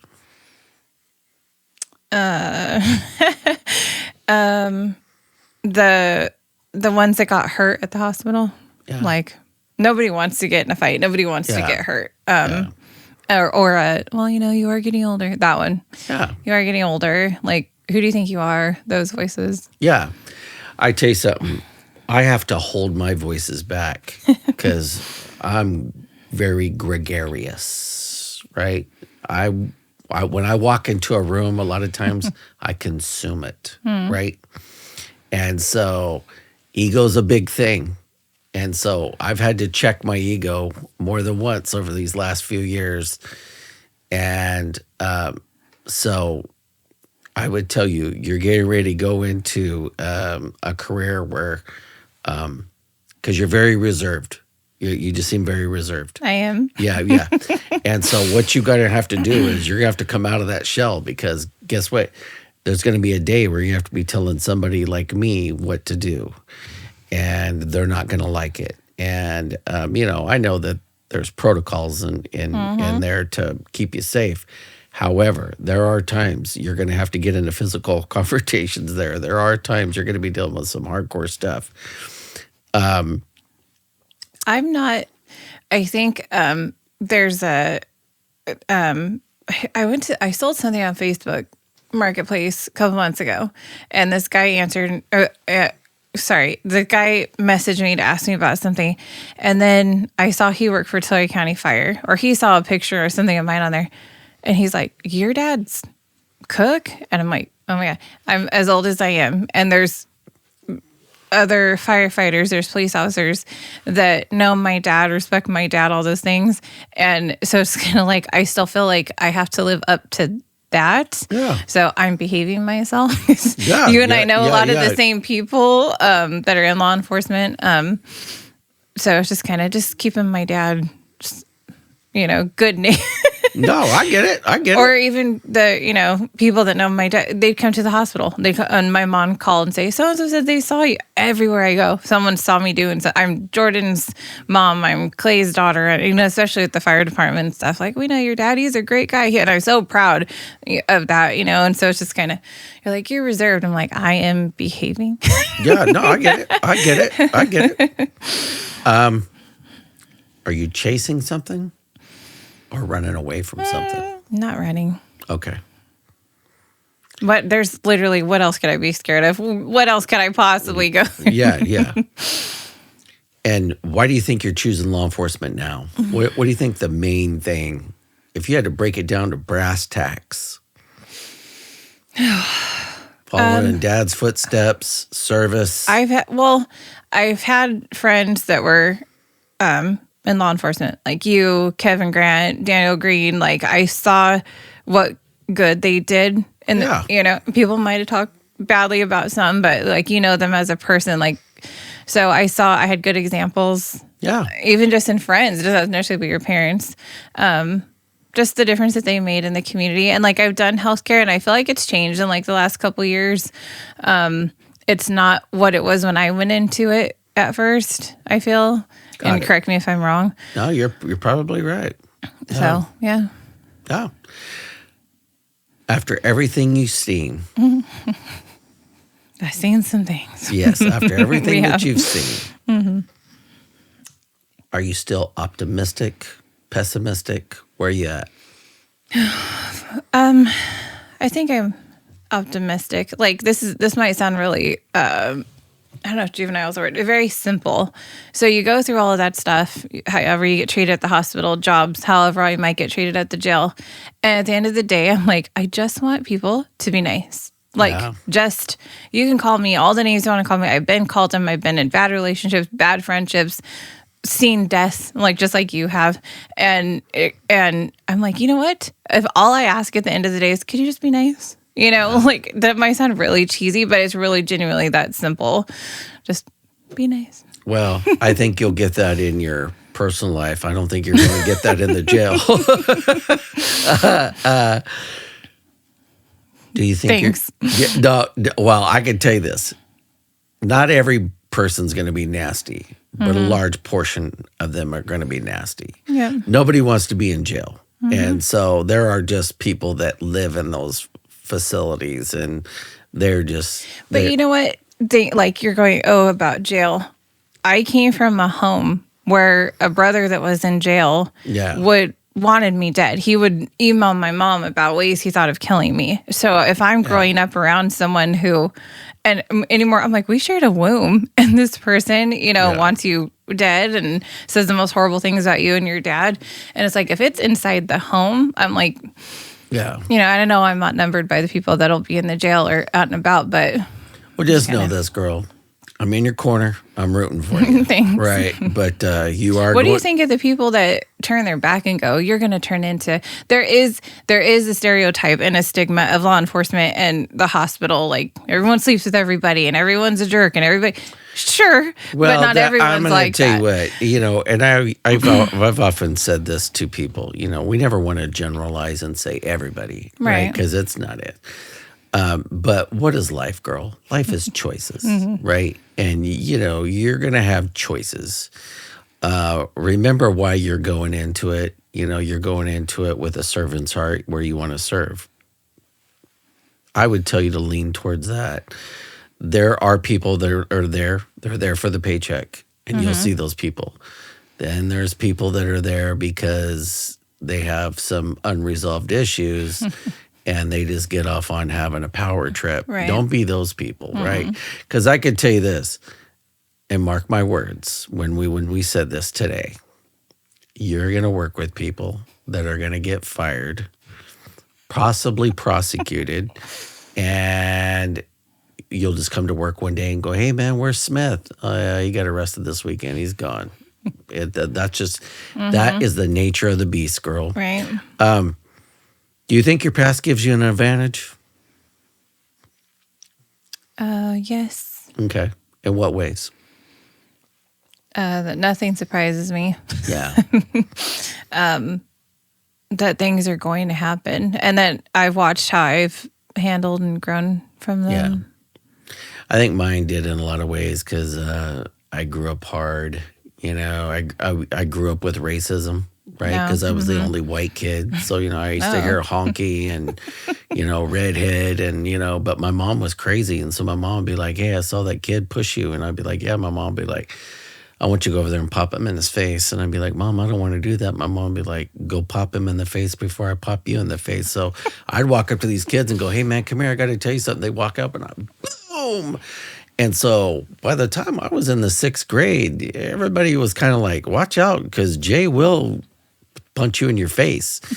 And it was good and bad, because by the time I got to like 7th and 8th grade in high school, I mean, I had people looking for me. What type of cop do you want to be? Have you ever seen Fridays with Frank? With Frank Slope, the deputy sheriff in Arizona. It's, other than your show, it's one of my favorites on YouTube. I don't think I've seen it. So they follow him around, and I've actually got to talk to him a couple times. I told him I was going to start doing this, and his shows are funny. And I was telling him about that. He's knowledgeable. And this is how I want to be. You're knowledgeable on the law. You're not holding it over people's heads. People are going to want to argue that I know my rights about all those things. To be fair, he doesn't take crap either. Please, when you get the chance, watch it. You'll laugh and then see how you like him as a deputy. I feel like had I got to watch my dad be an officer, like how your daughter watched you, it would probably be that kind of way where you're there to protect. You don't take nonsense from people. You can be empathetic and still be stern. And I feel like I'm that way anyway. Yeah. And then, just for reference, if you ever watch it, just... Yeah. Because he says he's on the, what does he say? He's on the mountain of right and they live in the valley of wrong. And I think that's so funny. And it's, you want to fight me, you're wrong. And you have to stand, and that's what they taught at Kuya too. Like, people are going to get in your face and you can't back down. Yeah. And that's in real life. Someone gets in your face in real life. And like, I don't want to fight people, honestly. I will if I have to. That's not why I'm getting into the law enforcement. Yeah. I'll protect myself if I have to, but I'm like, there's got to be some... My friend Jody does probation for the county I work in, and I would love to pick his brain. Because, like, just to find out, why did you stay in it so long? Why is he in it for so long? There's got to be, other than the paycheck, there's a payoff there. And that's probably what I'm looking for. I want to see... What am I getting back from doing that? Not how much am I getting paid or get to fight. Like, that's probably what I'm looking for. Mine was, I knew this even as a little boy. I've always protected people, even as a little boy, right?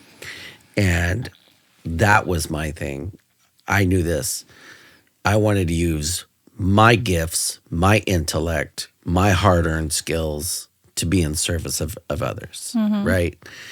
And that, there's a nobility in that. And I think that's something that, you should think about that too. You want to use your gifts to go help others. And, I think it's a noble profession, and anybody who does it has my respect, because guess what? Law enforcement is a calling. B, it is a true sacrifice. And a lot of what you sacrifice is your peace. And so, again, I'm in your corner. I'm rooting for you. Right? How do you feel about the current climate around policing right now? Like how people feel about them, or how they're doing as an agency? I would say let's go with this. How do you think? Let's get real. What do you think about ICE? What do you think about what they're doing right now? Oh God. We actually talked about this at work. Like, if agents come into our office, how we handle that kind of thing. You got to handle it legally and the right way. But I don't think they would go into a medical facility. We're just covering bases. Yeah. But I will tell you this: if you're in this country illegally, I want you to do it the legal way. Okay. I don't think people realize you're not going to stop what's going to happen. This is happening one way or another. It's going to happen. But are you in support of what they're doing? Do you not agree with what they're doing? Do you think they're being too heavy-handed? Where you at? Goodness. I understand why it started. Yes. I feel like some of it's gotten out of control. I think some of the narrative on the news you see, it adds to the divide, so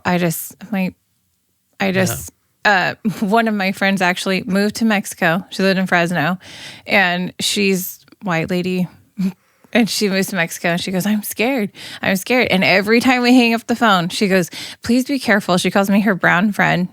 Because like when I told you when we first started talking, people think I'm Mexican. And she's like, you're going to get pulled over. They're going to take you. So every time we hang up the phone, she's like, stay safe, my brown friend. I'm like, you're so ridiculous. But she literally moved to Mexico. She's like, I can't handle seeing all of this. And she's like, you can come down here and hide with me. And I'm like, I'm not hiding. Yeah. You know, but do you worry about the dangers of the career? Sure, yeah. Yeah. I used to tell that, and my best advice would be keep your head on a swivel, girl. Okay? I'm too hard. Yeah, because you got to remember, there's people in there they got 24 hours a day to do nothing but think about how to try to get over, manipulate you. They're going to ask you for favors. Don't ever give them one. They would come into the hospital all the time. Yeah. And so it's just I'm not trying to be misogynistic, but I'm going to say this. It's different for a female versus a male. Absolutely. And so, you know what I'm talking about.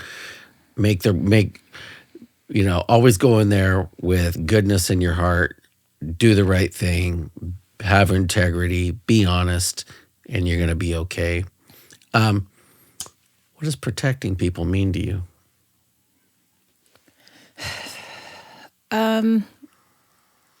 That they, even if it's for a little bit, that they don't feel how I felt in certain situations where I didn't have that. And so, like you said, the lady went up to you at dinner and said thank you, and seeing people, and I don't do it for the praise or that thank you or whatever, but if someone comes up and says that to you, like, oh, thank you, or, can you help me? Could you walk with me? Could you, just knowing that someone was like, thank you, even like you never see them again. Yeah.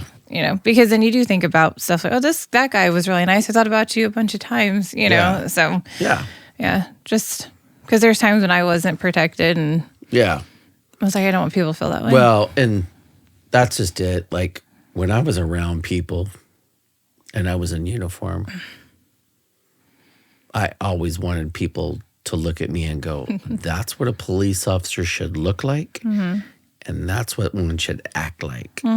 And when I walked into a house, a scene, a school, anywhere, you go to Redwood High School right now, they'll tell they will tell you I should have a statue of me at Redwood, because when I walked in there, nobody had to worry what was going to happen. Well, thanks for keeping them safe. They knew I was there to keep them safe. If you came down to Redwood High School and you wanted to start some shit, you were going to jail. How do you think you're going to be able to balance compassion with authority? I learned that at the hospital, and then other jobs I had too, where you have that authority where you can't be too nice. You can be understanding. You don't have to be a jerk to be successful. Yeah, I agree. Yeah. So people don't want to do things like, I need you to go do it because I'm answering to somebody else. So you're not going to get me in trouble because you don't, that happened at the hospital one time. And when I was training, and the lead goes, we need you to handle, we want to see how you handle, it wasn't a huge deal, but we want to see you talk to this person, this small reprimanding of how to do what was wrong in that situation. And I did it politely and just, factually. And then the man goes, you handled that really well. Because the guy that got into trouble, and he goes, you handled that well. Because you could be like, you did X, Y, and Z, and don't do that again. And, I've been talked to that way before. And I'm like, that makes me not want to work here. I don't want people to not want to, not come to work because Deidra's there again. I tell you something. I worked for a lot of dudes that had no sense of humor. Oh, and I've been talked to about 100 or 200 times, right? I've been written up at work, and they call you in, Jay, we're very disappointed in you. And I'm like, hey, man, I came home alive, okay? So, I told two of my supervisors, hey, if you got something to write me up with it, get on with it, motherfucker, right? And right? And because at the end of the day, it's like, you know what? We're out here dealing with people. People are unpredictable. And pretty please with sugar on top does not work. And what would your younger self think about the path that you've chosen? She would be so excited. You think? Okay, good. I think I was told when my dad was younger, he was all like Major Pain. Do you remember that movie? Yeah. And he was just very strict and Yeah, just Damon very, Wayans, right? Yeah. And that movie is funny, but like, you ask anyone that knew my dad back then, he was very much like that. And then he softened as he got older. So I think I went the reverse course. So I've been really nice. And I'm like, now we're going to get to the... Yeah. I won't be that bad, but yeah. Yeah.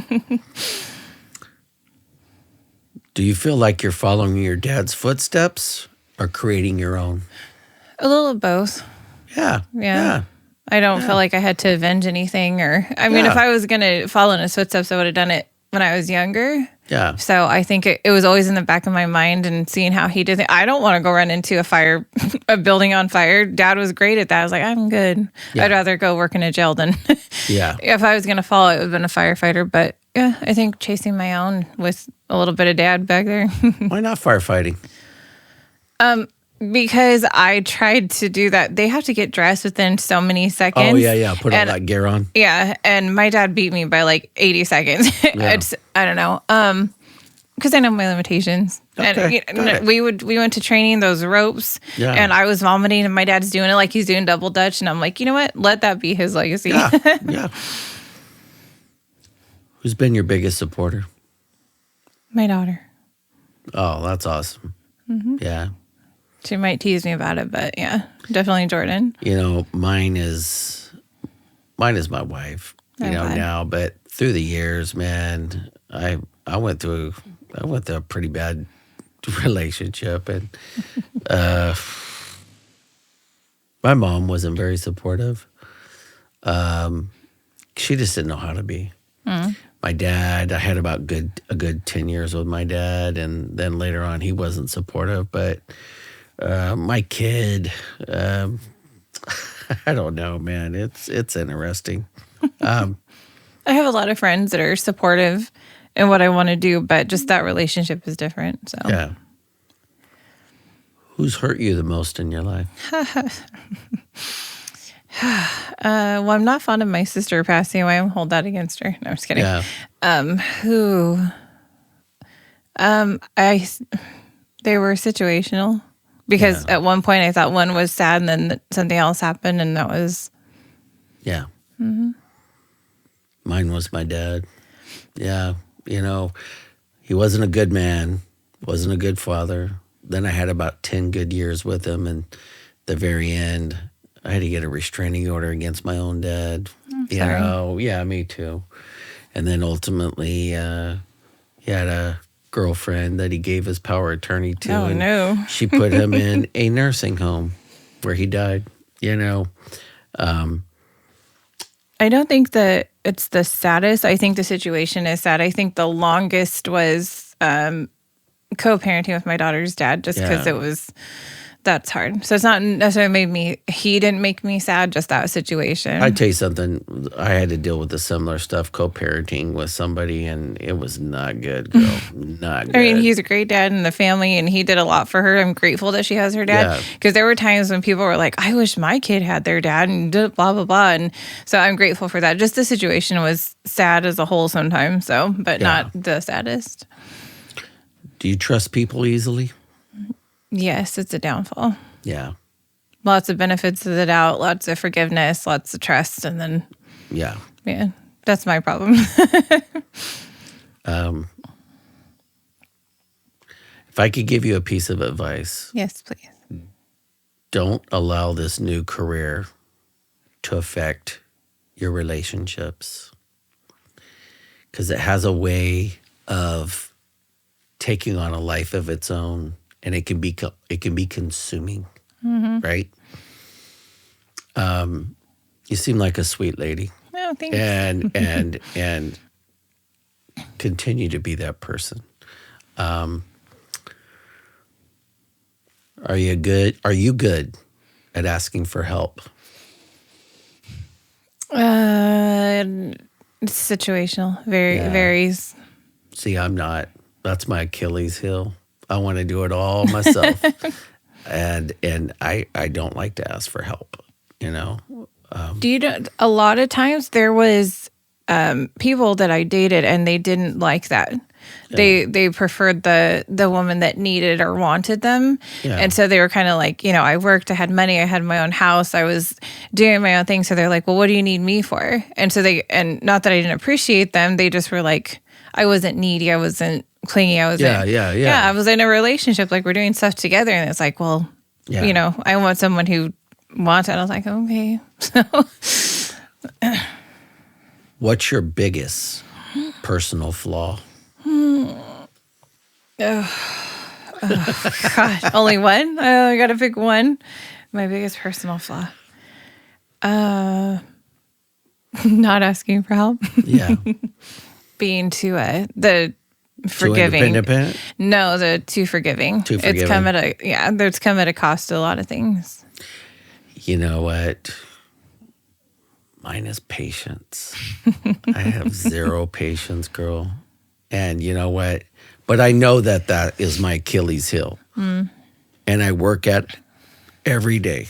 And some days I'm really good at it, and other days I'm not good at it. But yeah, patience is just it's not my jam. What are you still trying to heal from? Mom guilt. Yeah. Could have done things better. Yeah. Yeah. I can see that. Yeah. Mm-hmm.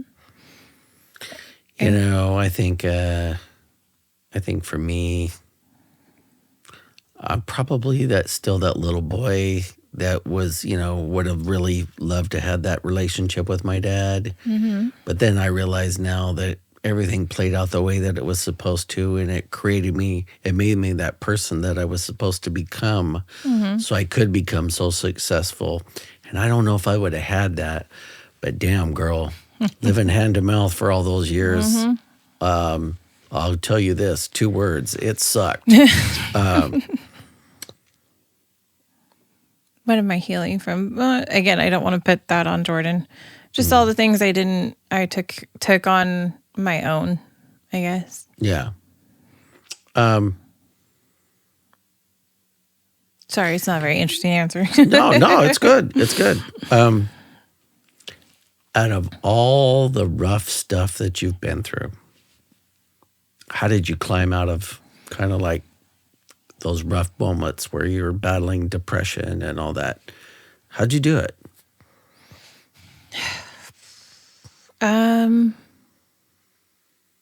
Probably like an example is my parents always constantly kept going. They had stuff going on, even things I didn't know about until I got older. But I didn't allow myself to not keep going. I don't know why I thought I got to keep going. Yeah. I think I had this deep-seated fear of if I give in to that, that I'm not going to pull myself out of it. I saw how my brother and sister used drugs and alcohol, and I'm not talking bad about them. It's just like there was I can have a drink and it not get carried away. My brother Tony, he hates taste alcohol. He doesn't drink. So it's just this variation of how we all handled life. Yeah. And so it's just kind of, I couldn't not keep going. Even before Jordan was born, I just was like, I have no idea. I just got to keep. There wasn't an option. Or did you ever feel like quitting? No, because I wanted to get over what that was. I was like, this. We got to get miles away from this. Like, I know it was a day at a time because you can't take 2 or 3 at a time. But I was like, if time heals all wounds. No, it doesn't. It does. But I just kept. I guess you asked if I'm running or chasing from stuff, but just kind of. I couldn't sit in it. I couldn't wallow in it. Yeah. Because I thought, like I said, those situations that came up, I had never dealt with before. And so I thought if I think too deep into it, if I give into it too much, that's going to consume me. And I won't know how to get out of it because I'm trying to figure out how to deal with it. Does that make sense? Like I'm right in the middle of it. So let me not give into it kind of thing. I get it. That hole that I wanted to dig in the ground in the orchards in Wood Lake. Yeah. That's probably where all my thought process came from on those psych meds of I'm going to just sit in this hole because it's probably deep down what I want to do. Yeah. Hide in a hole. I got it. What are you most proud of surviving? A snow accident I got into, and they thought I wasn't going to ever walk again. That was traumatic. I had really bad head, neck, and back injuries, and they thought I wouldn't walk again. A snowmobile? I was on a inner tube. Oh, yeah. Okay. And I hit a metal pole that the gate attached to, and I went head first into the pole, and my vertebrae compressed, and I'm medically an inch shorter. And I remember my friend was with me in the front of the inner tube, and I remember spinning through the air like ragdolls. And I remember laying there, and I see her stand up, and she had lacerated her head, and so she saw blood. No, she had lacerated her liver, cut her head open in 3 different layers, had to get airlifted, and everybody was up at the top of the mountain, and so they saw her stand up, and I can't move. I couldn't talk for 2 days. Couldn't walk. They're like, she's paralyzed from How old were you when this happened? We're coming up on, it was February 8, 2003. Oh, wow. So, yeah. It was my first time to the snow. It was 2 days before my birthday. Last time? I have not been to the snow since. I went to Germany once, and it snowed there, but that was life-changing. Because here I am walking. Yeah. How do you define strength now versus 10 years ago? I look at what my daughter's been through and my family. Like, I don't feel like I have an area to complain, really. Yeah. And it's just like, if they can keep going, so can I. It's not an option. I have to keep going. Yeah. You know what's so funny? 10 years ago, I left Visalia PD to become a cop in San Luis Obispo. Oh.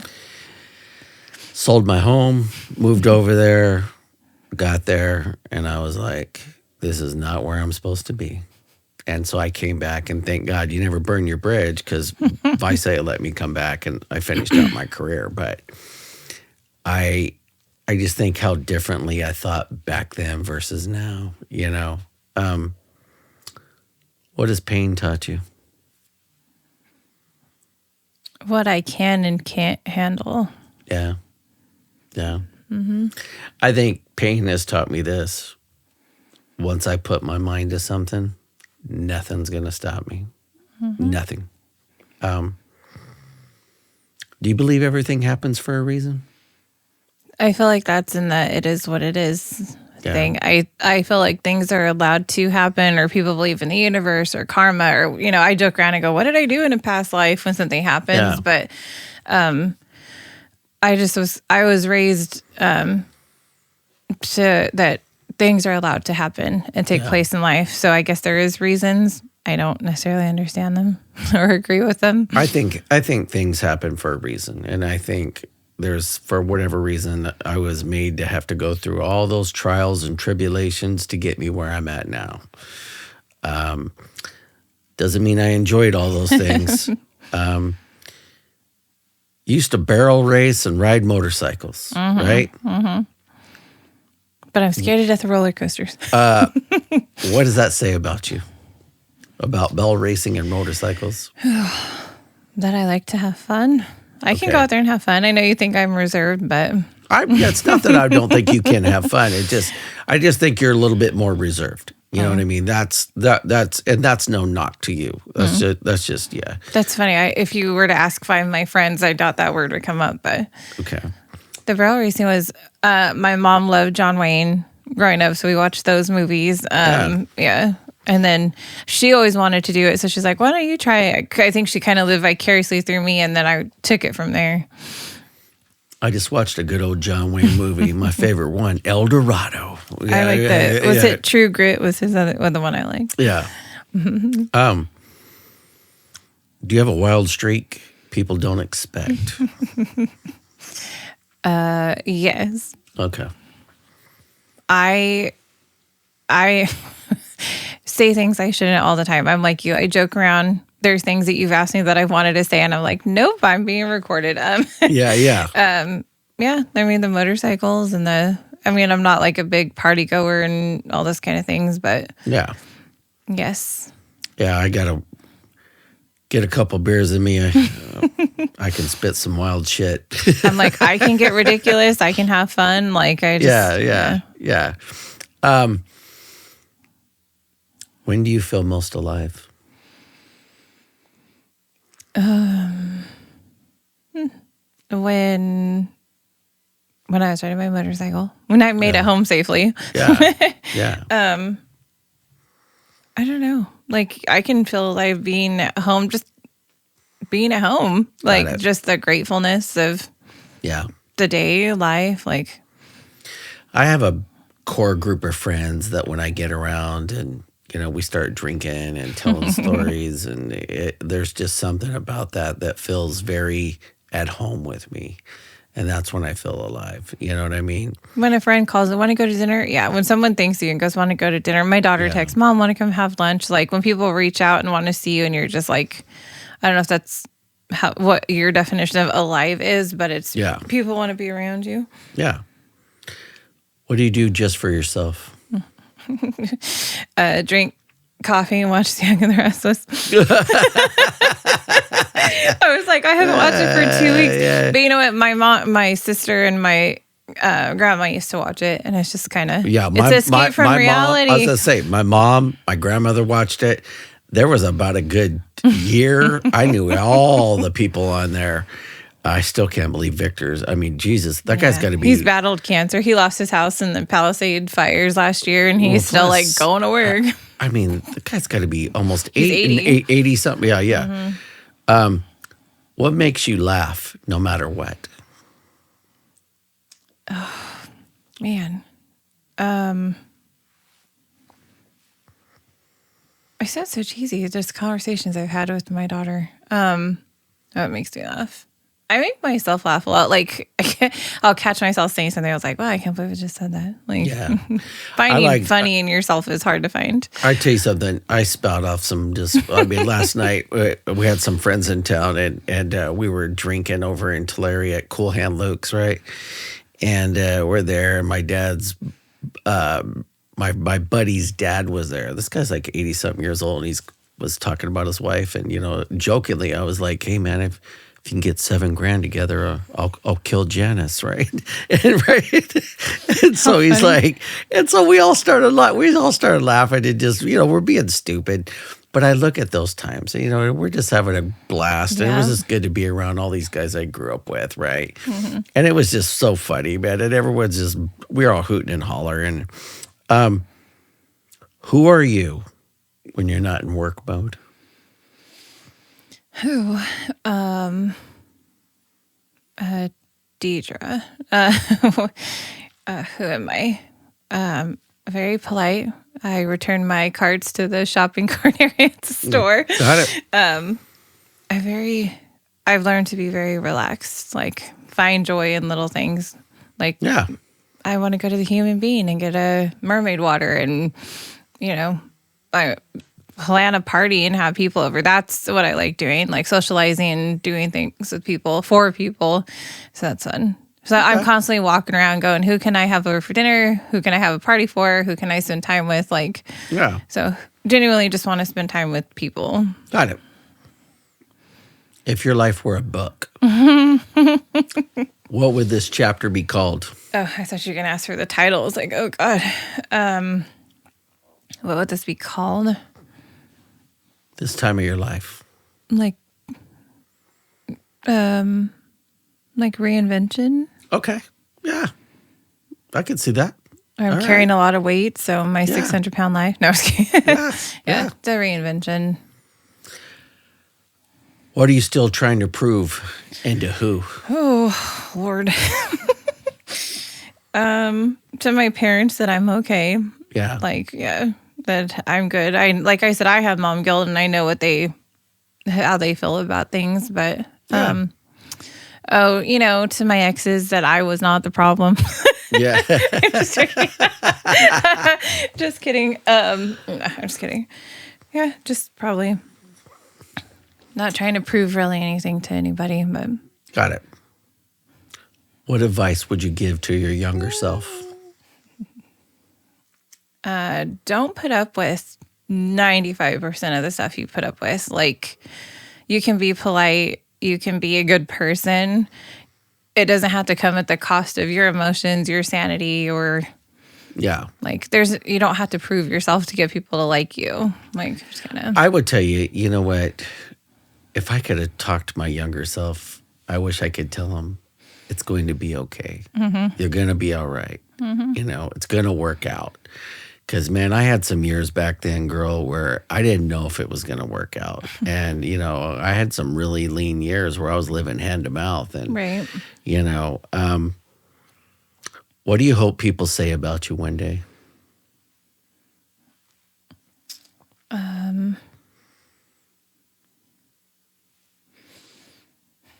She did good. Yeah. Yeah. You know, I would hope that people were like, Jay was a good cop. He affected a lot of people. He did a lot of good. Or, You know. she wasn't so bad. Yeah. Yeah. Yeah. No, I get it. When all is said and done, what kind of life are you trying to build now?